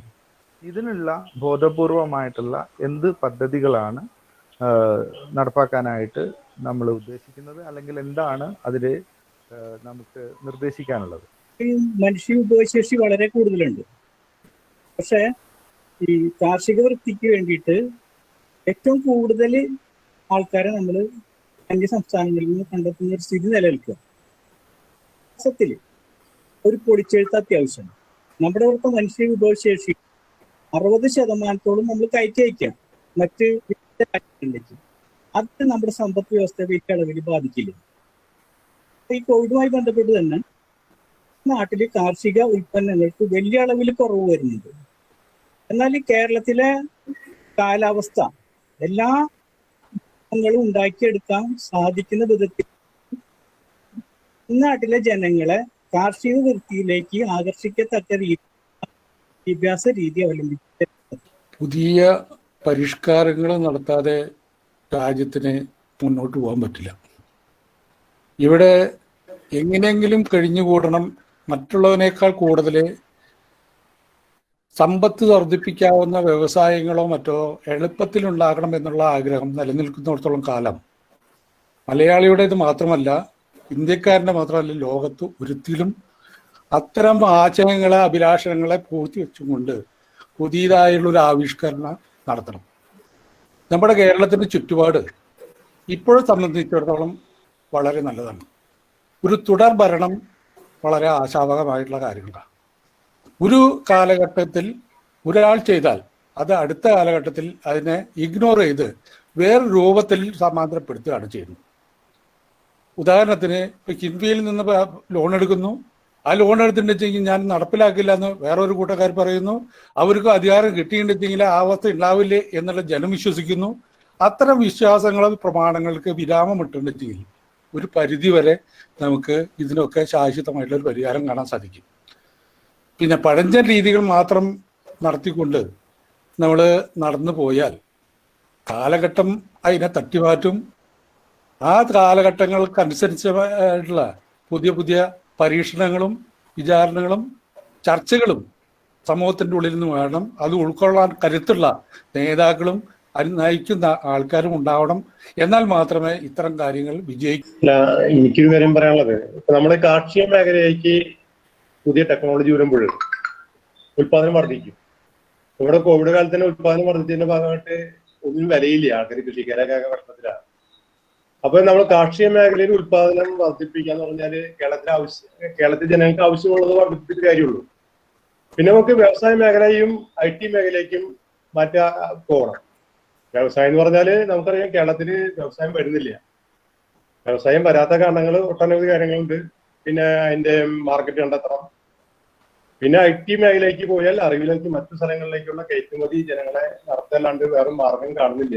അതിന് എന്താ മാർഗം എന്നുള്ള കാര്യം നമുക്കിപ്പോ വീട്ടിൽ വർക്ക് ചെയ്യാന്ന് പറഞ്ഞാലും മറ്റു രാജ്യങ്ങളൊക്കെ തന്നെ ഒരു പക്ഷേ അങ്ങനെയും കാണുന്നില്ല. നമുക്ക് ഇവിടുന്ന് കൂലി തരുന്നില്ല, വേണ്ടത്ര കൂലി തരുന്നില്ല. പലതരം IT മേഖലയൊക്കെ തന്നെ ഇവിടെ വർക്ക് ചെയ്തിട്ട് വാസ്തവത്തിൽ അവർക്ക് ന്യായമായിട്ട് കൂലി കിട്ടാത്ത വിഷയങ്ങളൊക്കെ ഉണ്ട്. അതിന്റെ ഒരു ഉറപ്പ് നമ്മൾ ഗവൺമെന്റ് ഉണ്ടാക്കാൻ കഴിയുമോ, അന്താരാഷ്ട്ര രീതിയിലുള്ള കമ്പനികളെ നമുക്ക് ഇടപെടാൻ കഴിയുമോ എന്നുള്ള കാര്യം ഒരു പ്രധാനപ്പെട്ട സംഗതിയാണ്. പിന്നെ നമ്മളിപ്പോ ഈ യൂണിവേഴ്സിറ്റിയും കോളേജുകളിലൊക്കെ തന്നെ കുട്ടികളെ പഠിപ്പിച്ചു കുറച്ച് കാലങ്ങളും പിടിക്കും നമുക്കൊരു നേട്ടം കിട്ടാനായിട്ട്. അടുത്ത് കിട്ടുന്നതല്ല. പടത്ത് പെട്ടെന്ന് നമുക്ക് നേട്ടം കിട്ടാവുന്നതിലുള്ള ഇതുപോലെ തന്നെ വീട്ടമ്മമാരെയൊക്കെ തന്നെ പരിശീലിപ്പിക്കുന്നതിനുള്ള ഇപ്പോൾ കൃഷിക്കാരെ പഠിപ്പിക്കുന്നതിനുള്ള പദ്ധതിയും കൂടിയിട്ട് അതിനുവേണ്ടിയുള്ള യൂണിവേഴ്സിറ്റികളും അതിനുവേണ്ടി കാര്യങ്ങളൊക്കെ ഉൾപ്പെടെയുള്ള കാര്യങ്ങൾ ചെയ്യേണ്ടി വരുമോ എന്നുള്ള കാര്യം സാറൊന്ന് പറയാമെന്നാണ് എനിക്ക് പറയാനുള്ളത്. നമ്മളെ അഭ്യസ്തവിദ്യരായ സ്ത്രീകളുടെ ഒരു പങ്കാളിത്തം ഈ പ്രക്രിയയിൽ പറഞ്ഞു. അവർക്ക് നേരത്തെ ഷൈജിനോട് സൂചിപ്പിച്ച പോലെ ഒരു മോട്ടിവേഷന്റെ അവർക്ക് ഒരു താല്പര്യത്തിന്റെ ഒരു പ്രശ്നകത്തുണ്ട്. അപ്പോ അതുണ്ടാവണമെങ്കിൽ ഒരു മൂവ്മെന്റ് ആയിട്ട് വരുന്നത് നല്ലതായിരിക്കും ഇരിക്കുന്നു.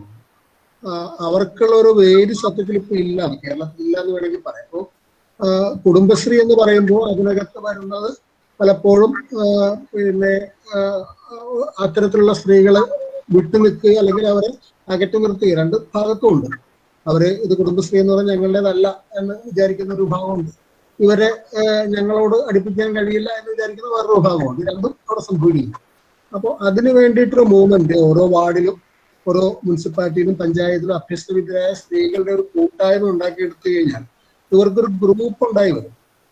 ഒരു പ്രത്യേക ട്രേഡ് പഠിച്ച് അല്ലെങ്കിൽ സ്കില്ലുള്ള വിദ്യാഭ്യാസമുള്ള ആൾക്കാരുടെ ഒരു ടീം ഉണ്ടായി വരികയും ഗ്രൂപ്പ് സംരംഭങ്ങളൊക്കെ സാധ്യതകളൊക്കെ അവിടെ കൂടുന്നു.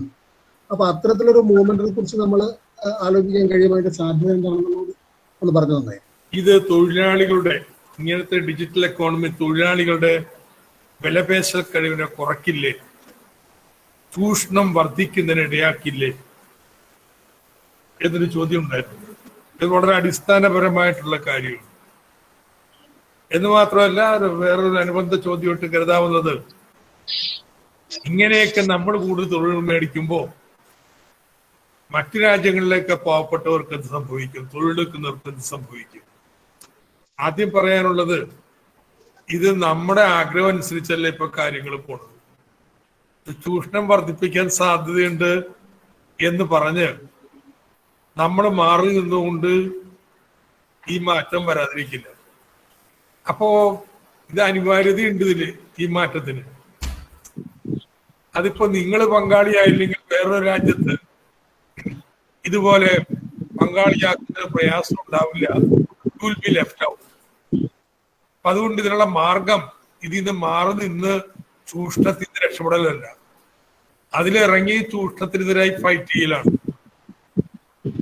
അപ്പൊ അതുകൊണ്ട് നമ്മൾ കേരളത്തില് ഇങ്ങനെ ഒരു ഗിഗ് എക്കോണമിയിലേക്ക് കേരളം പോകുമ്പോ ഒരു പ്രധാനപ്പെട്ട കാര്യം ചെയ്യുന്നുണ്ട്. ഇവിടുത്തെ പണിയെടുക്കുന്നവരെ വലിയ അന്തർദേശീയ കുത്തകൾക്ക് നിർബാധം തുറന്നു കൊടുക്കുകയല്ല ചെയ്യുന്നത്. നമ്മള് ഒന്ന് സർക്കാരിന്റെ ഇന്റർമീഡിയേഷൻ ഉണ്ട്. ഇപ്പൊ കോർപ്പറേറ്റ് കൃഷി നടപ്പാക്കുകയാണെങ്കിൽ നമ്മൾ പറയാറുള്ളത് അതിനൊരു ഇന്റർമീഡിയറ്ററി വേണം. തദ്ദേശ ഭരണ സ്ഥാപനമോ സംസ്ഥാന സർക്കാരിന്റെ ഏജൻസിയോ അവര് വഴിയായിട്ട് ബന്ധപ്പെടാൻ പാടുള്ളൂ. അതുകൊണ്ട് നമ്മള് ഇവിടെ സംസ്ഥാന സർക്കാരിന്റെ പ്ലാറ്റ്ഫോം ഉണ്ട്, അതുവഴിയാണ് ആളുകൾ കൊടുക്കുന്നത്. ആ സോഷ്യൽ സെക്യൂരിറ്റി ഒന്നും ഇല്ലാത്ത അവസ്ഥയിലേക്ക് പോകാതിരിക്കാൻ വേണ്ടി സംസ്ഥാന സർക്കാർ തന്നെ ആ സോഷ്യൽ സെക്യൂരിറ്റി കൊടുക്കുകയാണ്. ഇങ്ങനെ വലിയ ഒരു ചെലവല്ലേ നമുക്ക് വരുന്നത്. ആ ചെലവ് വന്നാൽ പോലും അതിനേക്കാൾ എത്രയോ വലിയ ഒരു ചലനമാണ് ഇത് സമ്പദ്ഘടനയിൽ സൃഷ്ടിക്കാൻ പോകുന്നത്. ഇത് എല്ലാ കാലത്തും ഇങ്ങനെ നിൽക്കാന്നുള്ളതല്ല. We are making the transition. അതിനൊരു പടവായിട്ടാണ് കാണുന്നത്. ഉദാഹരണത്തിന് ടൈം ഫ്രെയിമിനെ കുറിച്ച് ചിന്തിക്കുകയാണെങ്കിൽ ഉന്നത വിദ്യാഭ്യാസം മെച്ചപ്പെടാം, അതിന് നമ്മുടെ സ്കൂൾ വിദ്യാഭ്യാസം മെച്ചപ്പെടണം, അങ്ങനെ വിജ്ഞാനം ഉണ്ടാവണം, ഉണ്ടായിട്ടത് ഇന്നോവേഷൻസ് ആവണം. അതിന്റെ അടിസ്ഥാനത്തിൽ സ്റ്റാർട്ടപ്പുകൾ വരണം. ഇതിന്റെ ടൈം ഫ്രെയിം വളരെ നീണ്ടതാണ്. അതുകൊണ്ട് ഇതിനെ ഞാൻ വീക്ഷിക്കാം, ഈ അന്തരാള ഘട്ടത്തിൽ നമുക്ക് കുറച്ച് സ്പീഡിൽ പോയാൽ പറ്റുള്ളൂ. We have to transform our economic base. അടിമുടി പൊളിച്ച് പണിയണം. നമ്മുടെ പഴയ ഉൽപാദനക്ഷമത വെച്ചിട്ട് പോകാൻ കഴിയില്ല. ഇവിടെ അഭ്യസ്തരായ ആളുകൾക്ക് ഈ കേരളത്തിൽ ജോലി കിട്ടൂല എന്നുള്ള അവസ്ഥയെ മാറ്റം വരണം. അതിനുള്ള ഒരു കുറുക്ക് വഴിയായിട്ട് നിങ്ങൾ എടുത്തോളൂ പോകുന്നത്. ഇതിന്റെ അർത്ഥം കേരളം ഇവിടെ ഇങ്ങനെ കിടക്കുന്നല്ല. പക്ഷെ ഇതിന്റെ അടിസ്ഥാനത്തിൽ നമ്മൾ സ്റ്റാർട്ടപ്പുകളും നമ്മുടെ ഇവിടെയുള്ള മറ്റ് എന്റർപ്രൈസസും എല്ലാം വളർന്നു വരും. അപ്പൊ അതുകൊണ്ട് നമ്മൾ ഇതിനെ പേടിച്ചിരുന്നിട്ട് കാര്യമില്ല.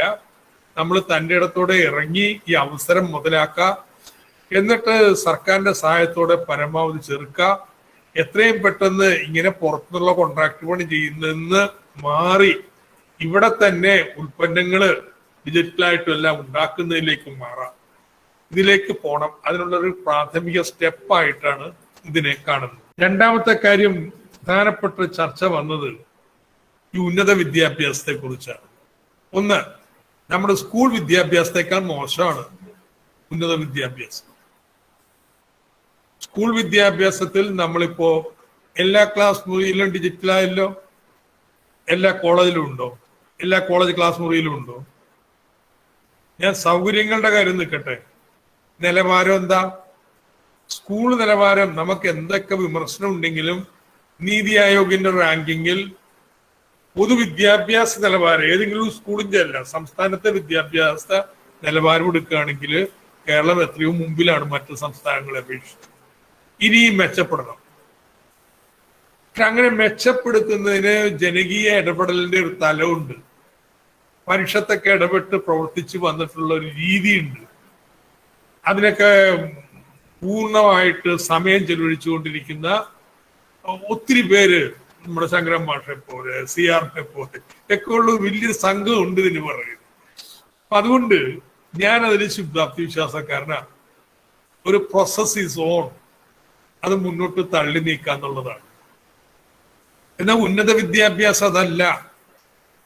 ഉന്നത വിദ്യാഭ്യാസം ഏത് സ്കോളാസ്റ്റിക് റാങ്കിങ് എടുത്തോളൂ, കേരളത്തിലെ വിദ്യാഭ്യാസം എവിടെയെങ്കിലും ഉണ്ടോ? സൈറ്റേഷൻ ഇൻഡെക്സ് എടുത്ത് നോക്കാം, അല്ലെങ്കിൽ ഷാങ്ഹായ് ഇൻഡെക്സ്, ടൈംസ് ലിറ്റററി സപ്ലിമെന്റിൻ്റെത്. We are nowhere here. Such a pathetic situation. അല്ലെ, ആർട്സ് ആൻഡ് സയൻസ് കോളേജിൽ ഇക്ബാൽ സാറ് എപ്പോഴും പറയുന്നതാണ്, എന്താ യൂണിവേഴ്സിറ്റി സെൻട്രൽ വല്ല കേമത്തം വല്ലതും ആണ്?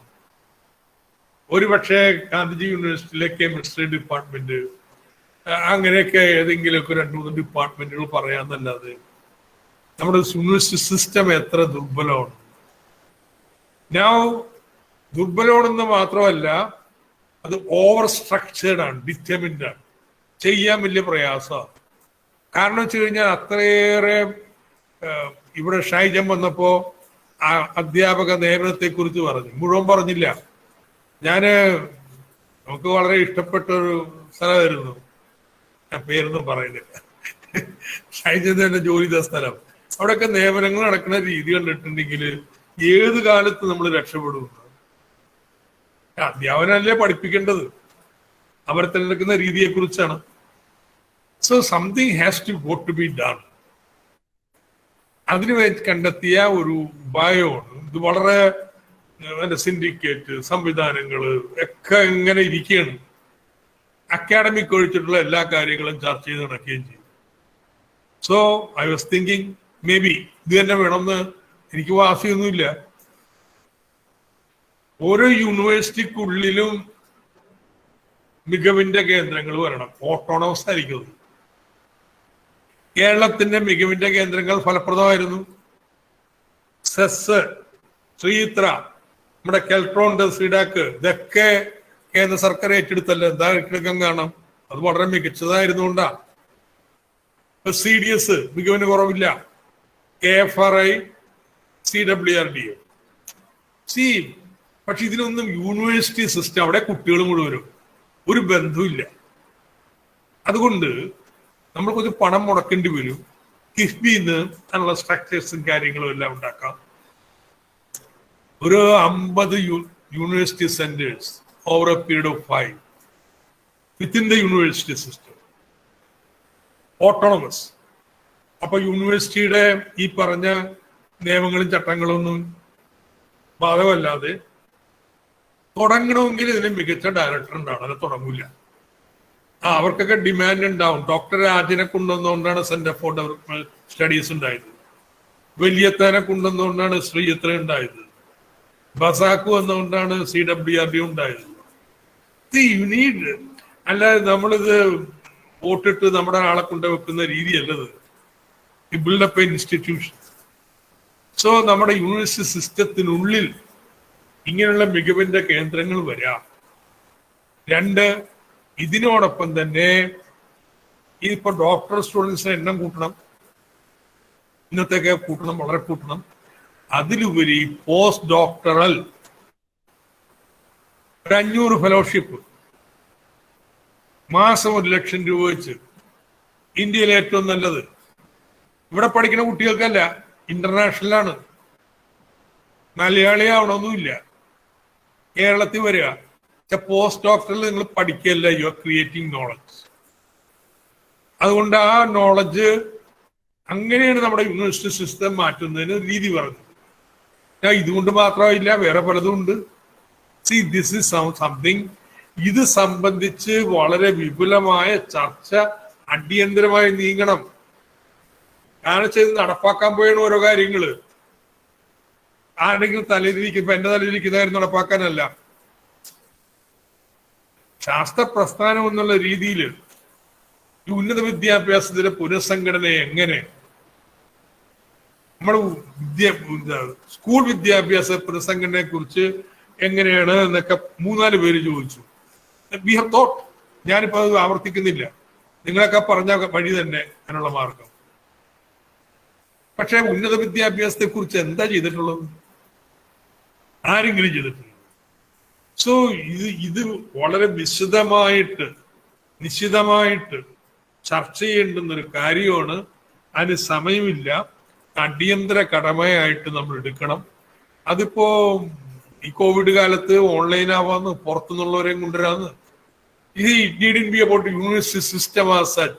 ടേക്ക് വൺ ഡിപ്പാർട്ട്മെന്റ്, ആ ഡിപ്പാർട്ട്മെന്റിലെ മേധാവികളെല്ലാം ചെന്ന് പൊട്ടൻഷ്യലായിട്ട് എന്താ അതിന് തടസ്സം? നമ്മളെ ഇന്ത്യയിലെ ഏറ്റവും മികച്ച യൂണിവേഴ്സിറ്റി ആക്കുന്നതിന്, ഒരു ഡിപ്പാർട്ട്മെന്റ് ആക്കാൻ എന്താ തടസ്സം? ഞാൻ ബയോ ഇൻഫോർമാറ്റിക്സ് കേരള യൂണിവേഴ്സിറ്റി പോയിട്ട് പറഞ്ഞു, എന്ത് വേണം? Give me 4-5 post doctoral students. എന്റെ മേധാവി പറഞ്ഞു മതി, അത്രയും മതി, ചെയ്യാം. ഡിപ്പാർട്ട്മെന്റ് ബൈ ഡിപ്പാർട്ട്മെന്റ് സഹകരിക്കാൻ തയ്യാറുള്ള department, bring the peers, have a discussion. അതിന്റെ അടിസ്ഥാനത്തിൽ ഏതാനും ഡിപ്പാർട്ട്മെന്റ് ചർച്ച ചെയ്തതിനു ശേഷം അതിന് നമുക്ക് എങ്ങനെ ഇനി പൊതുവായ നിലപാട്. So lot of discussion will have to take place in it. ഇങ്ങനെ മാറുമ്പോ നമ്മുടെ സ്കൂൾ വിദ്യാഭ്യാസത്തിലും ഇനിയും മാറ്റങ്ങൾ വേണ്ടി വരും. ഞാൻ എൻ്റെ അതിനോടുള്ള നിലപാട് പറഞ്ഞല്ലോ. ഞാൻ അതിനൊക്കെ ഒരു ക്രമം, ഒരു സെറ്റ് ആളുകള്, അതിന് മിനിമം സൗകര്യങ്ങള്, അതിനൊരു സംവാദ രീതി, ഇതൊക്കെ ഉണ്ടായിട്ടുണ്ട്. ഇതൊന്നുമില്ല ഉന്നത വിദ്യാഭ്യാസത്തിൽ എന്നുള്ളത് നമ്മൾ കൃത്യമായിട്ട് മനസ്സിലാക്കുക. ഇതിൽ തന്നെ നമ്മുടെ ഓട്ടോണമസ് കോളേജിനെ കുറിച്ച് ചർച്ച ചെയ്യേണ്ടി വരും. അപ്പൊ PKR ഉടനെ നമ്മുടെ മഹാരാജ് കോളേജിൽ സംഭവിച്ച കാര്യം മുഴുവൻ പറയും, അതിൽ ഇത് മാറണം. നത്തിങ്. ഇതെങ്ങനെയാണെന്ന് നിങ്ങൾ എഴുത്ത് പരീക്ഷ കേരളം മുഴുവൻ നടത്തിയിട്ട് പിള്ളേർക്ക് പുതിയ ഗവേഷണവും ചിന്തയൊക്കെ ഉണ്ടാകുന്നത്? ഞാനിന്ന് എക്കണോമിസ്റ്റ് ആണെന്നൊക്കെ പറഞ്ഞു. ഞാൻ MA പഠിച്ച മഹാരാജ് കോളേജിൽ നിന്നാണ്. ഞാൻ അവിടെ MA പഠിച്ച് നല്ല മാർക്ക് മേടിച്ച് പോണത് വരെ I not read one single journal EPW. ഞാൻ ഹാൻസൺ ഇങ്ങനെയൊക്കെയുള്ള ചില ടെക്സ്റ്റ് ബുക്കുകൾ മസ്ഗ്രേവ് ഒക്കെ പറഞ്ഞിട്ടില്ലാതെ ഐ നോട്ട് റെഡ് എനിത്തിങ്. എന്നാൽ കെയ്ൻസ് എടുത്ത് വായിക്കാനായിട്ട് നമ്മൾ എന്ത് വിദ്യാഭ്യാസ നിലവാരത്തെ കുറിച്ചാണ് പറയുന്നത്? This I think is fairly the situation everywhere. അതുകൊണ്ട് ഞാൻ പറയാം, ഇത് നമ്മൾ വളരെ ഗൗരവമായിട്ട് ഇനിയും ചർച്ച ചെയ്തു പോകേണ്ടതാണ്. വേറൊരു സെറ്റ് ചോദ്യങ്ങൾ വന്നത് ഈ ലോക്കൽ നോളജിനെ നിങ്ങൾ ഉൾപ്പെടുത്തുന്നു. നിങ്ങൾ ഈ പഠന അക്കാഡമിക് നോളജ് മാത്രമാണോ? ലോക്കൽ നോളജ് ഇല്ല, എക്സ്പീരിയൻസ് നോളജ് ഇല്ല, ഉണ്ട്. അതിനുള്ള എൻ്റെ ഒരു പ്രതികരണം രണ്ടാണ്. ഒന്ന്, ബഡ്ജറ്റ് പ്രസംഗത്തിൽ കൃത്യം പറയുന്നുണ്ട്, നമ്മുടെ നാട്ടിൽ എവിടെയെങ്കിലും ആർക്കെങ്കിലും ആ പ്രദേശത്തുള്ള ഒരു കൃഷിക്കാരൻ്റെയോ കച്ചവടക്കാരൻ്റെയോ ആരുടെയെങ്കിലും ആയിക്കോട്ടെ ഒരു പ്രശ്നത്തിന് പരിഹാരം ഉണ്ട് എന്നിരിക്കട്ടെ, അത് അപ്ലോഡ് ചെയ്യാം. It will be vetted by the peers. എന്നിട്ടോ അത് ഒരു നൂതന സാങ്കേതിക വിദ്യയാക്കി പരിവർത്തനം ചെയ്യാൻ വേണ്ടി മെന്ററിങ്, ധനസഹായം എല്ലാം കൊടുക്കും. അങ്ങനെ പ്രൊഡക്റ്റായിട്ട് മാറിക്കഴിഞ്ഞാൽ സർക്കാർ സ്ഥാപനങ്ങൾ, സഹകരണ സംഘങ്ങൾക്ക് ടെൻഡർ വിളിക്കാതെ മേടിക്കാം, ഓഫ് ദ ഷെൽഫ് മേടിക്കാം ഈ പ്രൊഡക്റ്റ്. സോ ഇതെല്ലാം ഇനി വേറെ വല്ലതും ഉണ്ടെങ്കിൽ നോക്കാം. ബട്ട് നമ്മൾ പോപ്പുലിസ്റ്റ് ആകാൻ പാടില്ല. ട്രൈബൽ നോളജ് ഈ cannot be directly taken in. ഞാൻ ആയുർവേദം പറഞ്ഞത് അതിനും ബാധകമാണ്. ആധുനിക ശാസ്ത്രത്തിന്റെ അടിത്തറയില് ഇതിനെ പുനഃപ്രതിഷ്ഠിക്കേണ്ട ആവശ്യമുണ്ടെന്ന്. എക്സ്പീരിയൻസ് ഇത് ഇങ്ങനെ ചെയ്താൽ അങ്ങനെയാകും എന്ന് പറയും. എന്തുകൊണ്ട് അങ്ങനെയാവുന്നു എന്നുള്ള വ്യാഖ്യാനം ഉണ്ടല്ലോ, അത് കൃത്യമായിട്ടാവുന്നവരെയും ഇത് സാമാന്യവൽക്കരിക്കാൻ പറ്റത്തില്ല. ഏതൊക്കെ സാഹചര്യത്തിൽ ചെയ്യാം, ഏതൊക്കെ സാഹചര്യത്തിൽ ചെയ്യാൻ പാടില്ല. സോ ശാസ്ത്ര പ്രസ്ഥാനത്തിന്റെയും സർക്കാരിന്റെയും പ്രധാന കടമകളിലൊന്ന് ഈ ലോക്കൽ നോളജ്, ട്രൈബൽ നോളജ്, ഇതിനെയൊക്കെ ആധുനിക ശാസ്ത്രത്തിന്റെ അടിത്തറയിൽ അതിനെ നൂതന വിദ്യകളായിട്ടും വിജ്ഞാനമായിട്ടും വളർത്തലാണ്, തള്ളിക്കളയലല്ല. ബട്ട് ഈ ഓപ്പറേഷൻ വേണ്ടതുണ്ട്. ഒരു ഉദാഹരണം പറഞ്ഞാൽ കാണികളുടെ ആരോഗ്യ പച്ച, യു സ്റ്റഡി ദാറ്റ്, എന്താ സംഭവിച്ചത്? നമ്മുടെ TBGRA കണ്ടു. സോ ആകെ അതുകൊണ്ട് ആ കണ്ടുപിടുത്തം കൊണ്ട് എന്താ നടന്നത്? ആരെങ്കിലും ഇത് വികസിപ്പിക്കുകയാണെങ്കിൽ ഇത് ഞങ്ങളുടെ ട്രൈബൽ സാങ്കേതിക വിദ്യ ഞങ്ങൾ ഇതിൽ ലിസ്റ്റ് ചെയ്തിട്ടുള്ളതുകൊണ്ട് അതിന് പേറ്റന്റ് കൊടുക്കാൻ പറ്റത്തില്ല എന്ന് പറയാം. That's all. ഞാൻ അവിടെ നിന്നുകൊണ്ട് കാര്യമുണ്ട്. ഇപ്പോ തിരുവനന്തപുരം യൂണിവേഴ്സിറ്റിയിലെ, കേരള യൂണിവേഴ്സിറ്റിയിലെ ബയോ ഇൻഫർമാറ്റിക്സ് സെന്റർ അതിന്റെ ജനതീയ ഘടന പൂർണ്ണമായിട്ടും വേർതിരിച്ചെടുത്തു. Now they can go for patenting it. That's knowledge. ഇനി ഇത് പുതിയ ഉൽപ്പന്നമായിട്ട് നമുക്ക് വേണമെങ്കിൽ ഉപയോഗപ്പെടുത്താൻ പറ്റും. ഈ ട്രാൻസിഷൻ ഇത് വേണ്ടതുണ്ട് എന്നുള്ളതാണ് എൻ്റെ അഭിപ്രായം. അപ്പൊ അതിൽ വേറൊരു പ്രശ്നം ഒത്തിരി പേര് പരാമർശിച്ച സ്ത്രീകളുടെ പങ്കാളിത്തത്തെ കുറിച്ച്. Absolutely right. സ്ത്രീകള് ഇന്ന് വീട്ടിനുള്ളിലാണ്. പെട്ടെന്ന് കൈകൂട്ടിയാൽ എല്ലാവരും ഇറങ്ങി വരത്തുമില്ല. ബട്ട് മനസ്സിലാക്കാം എങ്ങനെ തൊഴിൽ സേനയെന്ന് പുറത്തു പോയത് എങ്ങനെയാ? ഷൈജൻ ഉന്നയിച്ച പ്രശ്നം, ഇന്ന് ജോലി അന്വേഷിക്കാതിരിക്കുന്നത് ഡിസ്കറേജ്ഡ് ഇഫക്റ്റ് എന്ന് പറയും. നിങ്ങൾ എത്ര ജോലി അന്വേഷിച്ചാലും കിട്ടൂല. സ്ത്രീകളുടെ തൊഴിലില്ലായ്മ പുരുഷന്മാരുടെ 4 മടങ്ങാണ്. സോ നിങ്ങൾ ജോലി അന്വേഷിക്കുന്നു, ജോലി കിട്ടുന്നില്ല. കുറച്ചു കഴിയുമ്പോ എന്താ ജോലി എന്ന് പറഞ്ഞാൽ വീട്ടമ്മയാണെന്ന് പറയും. തീർന്നു. അത് ദേ വിഡ്രോ ഫ്രം ജോബ്. അപ്പൊ അവർക്ക് ജോലി ചെയ്യാൻ താല്പര്യമില്ലാത്തല്ല, കിട്ടാത്തോണ്ട് പുറകോട്ട് പോയതാണ്. എന്നാൽ ഇന്ന് മുമ്പോ നമ്മള് അവരെ അപ്രോച്ച് ചെയ്യുന്നു. അപ്പൊ അപ്രോച്ച് ചെയ്യുന്ന എങ്ങനെ എന്നുള്ള സുജിത്ത് ചോദിച്ചത്, അതൊരു മൂവ്മെന്റ് പോലെ വേണ്ടേ? സ്കില്ലിംഗ് ഇല്ല to be a movement. Movement എന്ന് പറഞ്ഞാൽ ആളുകളെ ആവേശം കൊള്ളിക്കണം, നടക്കാൻ പോണ കാര്യമാണ്, ഒരു വാശി ഉണ്ടണം. ചെറിയൊരു മിനി സാക്ഷരതാ പ്രസ്ഥാനം പോലെ ആയിരിക്കും. only that you are not going to deal with സാധാരണക്കാരെ കുറിച്ചല്ല, വിദ്യാസമ്പന്നരായ ആളുകളെ.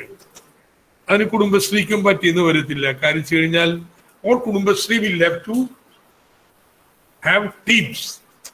കുടുംബശ്രീയിൽ വലിയ പ്രധാനപ്പെട്ട മാറ്റം ഇപ്പോ ആലോചിക്കുന്നുണ്ട്. ബഡ്ജറ്റിൽ പറഞ്ഞതാ. ഇപ്പോ ഉള്ള കുടുംബശ്രീക്കാർ മുഴുവനും പ്രായം ചെന്നവരാ. ഈ യങ്ങർ ജനറേഷൻ ഒന്നും അല്ല, ഇവർ മാറത്തില്ല. മാറാൻ പറഞ്ഞാലും മാറില്ല. വെച്ചാൽ അവരുടെ സമ്പാദ്യമൊക്കെ അതിൽ ഇൻവോൾവ് ആണ്.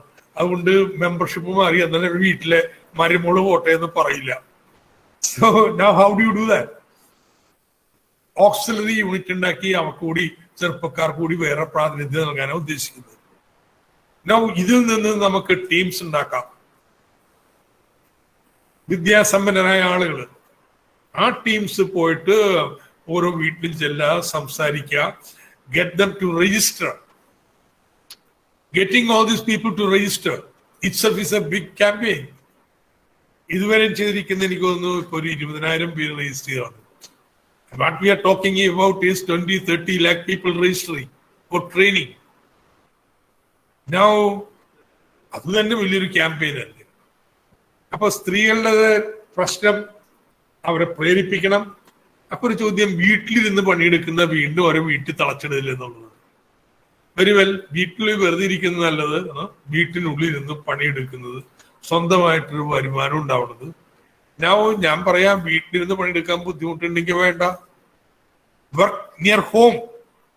നമുക്ക് എല്ലാ ബ്ലോക്കിലും ഒരു 2-3 നിലയില് ഒരു 10-200 പേർക്ക് ഇരുന്ന് പണിയെടുക്കാൻ പറ്റുന്ന സ്പേസ് ഉണ്ടാക്കാം. ഓരോ പഞ്ചായത്തിലും വീട്ടിലും വലിയ വീടുണ്ട്. ആ വീടുണ്ടെങ്കിൽ നമുക്ക് സർക്കാർ ചെലവില് അതിനെ റീഫർണിഷ് ചെയ്ത് മനുഷ്യന്മാർക്ക് ഇരുന്ന് പണിയെടുക്കാൻ പറ്റുന്ന കേന്ദ്രമാക്കാം. അവിടെ പോയി പണിയെടുക്കാം. So these are all possibilities. And ഇത് സ്ത്രീകളെ എംപവർ ചെയ്യുന്നതിലേക്ക് വലിയ സംഭാവന നൽകാൻ പറ്റും. ഓട്ടോമാറ്റിക് ആയിട്ടല്ല, ഈ സന്ദർഭത്തെ നമുക്ക് ഉപയോഗിക്കാൻ കഴിഞ്ഞാൽ. ഇത് മറ്റ് സംസ്ഥാനങ്ങളിലെ പാവപ്പെട്ടവരുടെ അവരുടെ തൊഴിൽ നമ്മൾ എടുക്കുകയായിരിക്കും. ഇപ്പോൾ ലോകത്ത് 10 കോടി ആളുകൾക്ക് പണി. ഇത് എന്നും 10 കോടി ഉള്ളെങ്കിൽ അതിന് കുറച്ച് തൊഴിൽ നമ്മൾ ഇങ്ങോട്ട് കൊണ്ടുവന്നാൽ വേറെ ആർക്കെങ്കിലും പണി പോകും. ബട്ട് ലോകം നിൽക്കുകയല്ല കേട്ടോ, ഒക്കെ വെറുതെ പറയുന്നതാണ്. ലോകം വളരെയാണ്. ഇത്രയും വേഗതയിൽ വളരണമെന്നുള്ള മാത്രമേ പ്രശ്നമുള്ളൂ. ഇതിന്റെ ആവശ്യമുണ്ടോ എന്നുള്ളത്. സോ പുതിയ ജോലി തൊഴില് അവസരങ്ങൾ സൃഷ്ടിക്കപ്പെടുന്നുണ്ട്. പഴയ തൊഴിലവസരങ്ങൾ പലതും പോകുന്നുണ്ട്. ഇപ്പൊ ഡിജിറ്റലായിട്ട് വീട്ടിൽ നിന്ന് ഇവിടെ ജോലി ചെയ്യുമ്പോൾ അവിടുത്തെ കണക്കപ്പുള്ളവരുടെ ജോലി പോകും. നിങ്ങൾക്ക് വലിയൊരു ഫാബ് ഡിസൈനിങ് അയാൾ ഇവിടെ ഇരുന്ന് പണിയെടുക്കുകയാണെങ്കിൽ അമേരിക്കയിലുള്ള ഇത് ചെയ്തിരുന്നവരുടെ പണി പോയേക്കാം. So that is all there. But നമ്മൾ മനസ്സിലാക്കേണ്ടത് ഈ സാങ്കേതിക വിദ്യയുടെ അടിസ്ഥാനത്തിൽ കൂടുതൽ പേർക്ക് തൊഴിൽ കിട്ടാനുള്ള സാധ്യതയെ കൂടുന്നു. പലരും 2 പേരെങ്കിലും നമ്മുടെ സാധാരണക്കാരായിട്ടുള്ള പാവപ്പെട്ടവർക്ക് ഇതിന്റെ ഗുണമുണ്ട്. അവർക്ക് ഗുണമൊന്നുമില്ല, അവിടെ മക്കൾക്ക് ഗുണമുണ്ടാകും. Be sure of that. കേരളത്തിന്റെ പ്രത്യേകത, കേരളത്തിലുള്ള പാവപ്പെട്ടവരൊക്കെ മക്കള് അവർക്കൊക്കെ പഠിക്കാനുള്ള അവസര സമത്വവും സാഹചര്യം കേരളത്തിൽ സൃഷ്ടിക്കപ്പെട്ടിട്ടുണ്ട്. അവർക്ക് ഇനി കോളേജിലും പോയി പഠിക്കാനുള്ള സൗകര്യങ്ങൾ. അപ്പൊ അവർക്ക് ആർക്കുവേ ഇവിടെ പറഞ്ഞ പോലെ നാട്ടിലുള്ള അധ്വാനിക്കുന്ന പണി ചെയ്യാൻ തയ്യാറില്ല. ചെയ്യാം പുതിയ സാങ്കേതിക വിദ്യയുടെ അടിസ്ഥാനത്തിൽ. കയറ് പിരിക്കാൻ വിളിച്ചാൽ ചെറുപ്പക്കാരിയും വരത്തില്ല. പക്ഷെ ഇപ്പോ ഓട്ടോമാറ്റിക് സ്പിന്നിങ് മെഷീൻ വന്നപ്പോ കോളേജിൽ പോയി എടുത്തിട്ടുള്ള പെൺകുട്ടികൾ ജോലി ചെയ്യാൻ വരുന്നു. അവരുടെ ജോലിയോടുള്ള എതിർപ്പെന്ന് അവരുടെ വിദ്യാഭ്യാസ യോഗ്യതയ്ക്ക് അനുസരിച്ചുള്ള രീതിയിലുള്ള തൊഴിൽ കിട്ടണം. അത് ഓട ക്ലീൻ ചെയ്യലോ കൃഷിയില് സാധാരണ കൃഷിപ്പണിയോ അല്ല. കേരളത്തിൽ വി ഫെയിൽ നമ്മുടെ വിദ്യാഭ്യാസ യോഗ്യതയ്ക്ക് അനുസരിച്ചുള്ള ക്വാളിറ്റി ജോബ്സ് ഉണ്ടാക്കി കൊടുക്കുന്നത്. Now this is the effort. അങ്ങനെ തൊഴിൽ നമുക്ക് ഉണ്ടാക്കി കൊടുക്കാൻ പറ്റൂ എന്നുള്ളത്. ഇതിൽ മധ്യവർഗത്തിന് ഊന്നൽ വരുന്നു. നോ നോ നോ നോ ഞാൻ ഈ പറഞ്ഞ പോലെ it's a big middle class in Kerala. മറ്റു 30% ആണ്. നമ്മള് പൂർണ്ണ സുരക്ഷിതത്വം നമ്മുടെ പാവപ്പെട്ടവർക്ക് കൊടുക്കുകയാണ്. കേവല ദാരിദ്ര്യം ഇല്ല. എല്ലാവർക്കും വീട്, എല്ലാവർക്കും എല്ലാ വിദ്യാഭ്യാസവും, ആരോഗ്യ സൗകര്യങ്ങൾ, ആൻഡ് ഐ എം സർട്ടൻ കുടിവെള്ളവും വരികയുള്ളൂ. This is what total social security. അതേസമയം മിഡിൽ ക്ലാസ്സിന് ഇത് പോരാ. അവര് വിദ്യാസമ്പന്നരാണ്, അവരുടെ തൊഴിൽ പ്രതീക്ഷകൾ വളരെ ഉയർന്നതാണ്. തങ്ങളുടെ മക്കൾക്ക് ഏറ്റവും നല്ല വിദ്യാഭ്യാസം കിട്ടുമോ? They are looking forward to ഉന്നത വിദ്യാഭ്യാസം.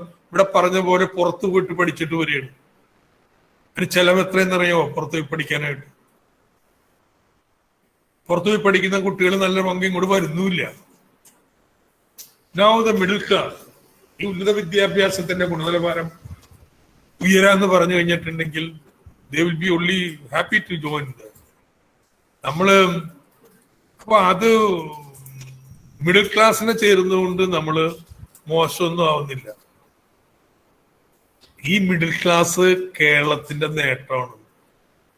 നമ്മൾ ഒരു കാലത്തും പാവപ്പെട്ടവൻ തകരാൻ അനുവദിക്കില്ല, താങ്ങി നിർത്തും. സോ ഈ മിഡിൽ ക്ലാസ്സിനെ ഉണ്ടാക്കിയെടുത്തത് നമ്മുടെ വിദ്യാഭ്യാസത്തിന്റെയും നമ്മുടെ സംവരണത്തിന്റെയും ഒക്കെ ഫലമായിട്ടുണ്ടായിട്ട് വന്നിട്ടുള്ളതാണ്. സോ അതിനെയും കൂടി ഉൾക്കൊണ്ടുകൊണ്ട് നമ്മൾ നാളേക്ക് പ്ലാൻ ചെയ്യാണ് വേണ്ടത്. R&D four industry, excellent idea. പക്ഷെ എങ്ങനെയാണ് R&D ഇൻഡസ്ട്രിയായിട്ട് ബന്ധിപ്പിക്കേണ്ടത്?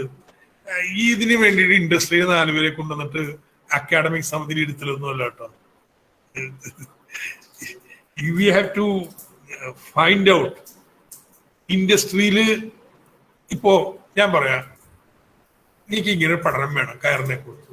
Okay, I roll out engineering കുട്ടികളുടെ project work, we will finance, government. ഇതാ നിങ്ങൾ എടുക്കുകയാണെങ്കിൽ തെങ്ങ് കയറ്റ യന്ത്രം, യെസ് ആയിക്കോട്ടെ, മെക്കാനിക്കൽ എഞ്ചിനീയറിംഗ് സ്റ്റുഡൻസിന്റെ പ്രൊജക്ട് വർക്ക് എടുത്തോളൂ, ആ സർക്കാർ തന്നെ ചെലവും കാര്യങ്ങളും തരും. സോ ഒരു ഇൻഡസ്ട്രിയുടെ പോളിമർ ടെക്നോളജി, ഇതൊക്കെ ഒരു ഇൻഡസ്ട്രിയുടെ ആവശ്യം അനുസരിച്ച് നമ്മുടെ ഗവേഷണത്തിൽ ഇൻസെന്റിവൈസ്, ഇതേ പാടുള്ളൂ മറ്റത് പാടില്ല ഒന്നും വേണ്ട, വി ക്യാൻ ഇൻസെന്റിവൈസ് ചെയ്യുന്നത്. ആൻഡ് ഈ ബ്യൂറോക്രസി എങ്ങനെ ഇതിനൊക്കെ എടുക്കുമെന്നുള്ളതാണ്. നൗ ബ്യൂറോക്രസി ഞാൻ അടുത്ത ലക്കത്തില് എഴുതുന്നുണ്ട്. ബ്യൂറോക്രസി മൊത്തത്തിലല്ല, നമ്മുടെ പാലാരിവട്ടം ഉണ്ടാക്കാനായിട്ട് എത്ര 1.5 വർഷം കൊണ്ട് എടുത്തിട്ടുണ്ട്. ഇത് പൊളിച്ചു പണിയാനായിട്ട് 5 മാസം എടുത്തിട്ടുണ്ട്. അതെങ്ങനെ? ഐ തിങ്ക് ഒരാളും അത് പഠിച്ചിട്ടില്ല. അഴിമതിയെ കുറിച്ച് എല്ലാവരും അത് പറഞ്ഞുകൊണ്ടിരിക്കണം. പക്ഷെ ഇത് എങ്ങനെ ചെയ്തു? ഇത് എന്തുകൊണ്ട് നമ്മുടെ PW റോഡുകൾ കാര്യങ്ങളൊക്കെ ഇങ്ങനെ പോകുന്നത്? സോ ഐ തിങ്ക് ബ്യൂറോക്രസി ഇല്ലാതെ കൊണ്ടുപോകാനൊന്നും കഴിയില്ല. But they can be reformed. അതിനു വേണ്ടിയുള്ള ചർച്ചകളൊക്കെ ബ്യൂറോക്രസിയിൽ നടക്കണം, ജീവനക്കാരുടെ സംഘടനയിൽ നടക്കണം. വെച്ചാൽ ഈ കേരളത്തിലെ ഒരു പുതിയ വിധാനത്തിലേക്ക് നമ്മുടെ സമ്പദനെ മാറ്റാൻ ശ്രമിക്കുമ്പോൾ എല്ലാവരും ഇതിന്റെ ചർച്ചകളിൽ നമുക്ക് പങ്കാളികളാകാൻ. ആൻഡ് അവസാനമായിട്ട് പ്രവാസികളുടെ ഇതാണ്. പ്രവാസികൾ പലതരം,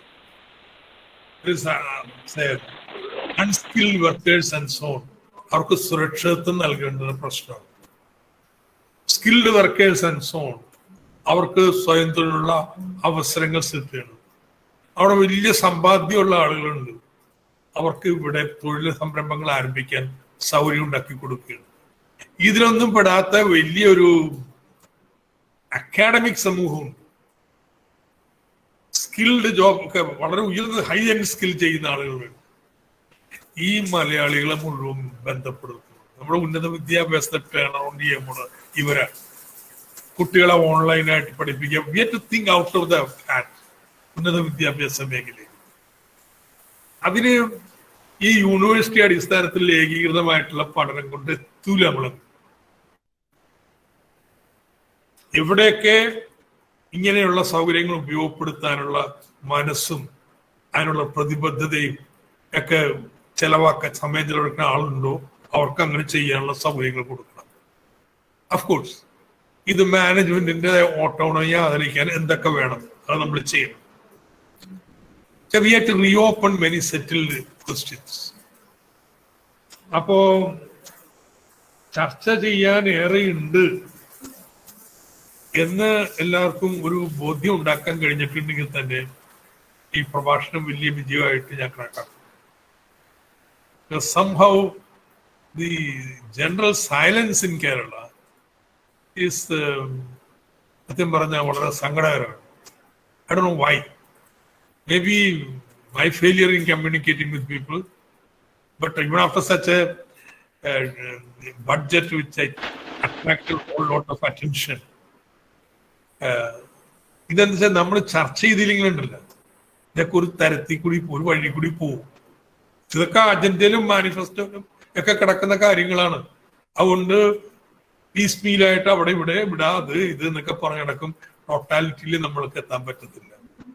സോ നമ്മൾ ലേറ്റ് ആയിട്ടില്ല. We should start the discussion. Thank you. കൂടുതൽ വീഡിയോസ് കാണുന്നതിനായി ഈ ചാനൽ ലൈക്ക് ചെയ്യൂ, ഷെയർ ചെയ്യൂ, സബ്സ്ക്രൈബ് ചെയ്യൂ.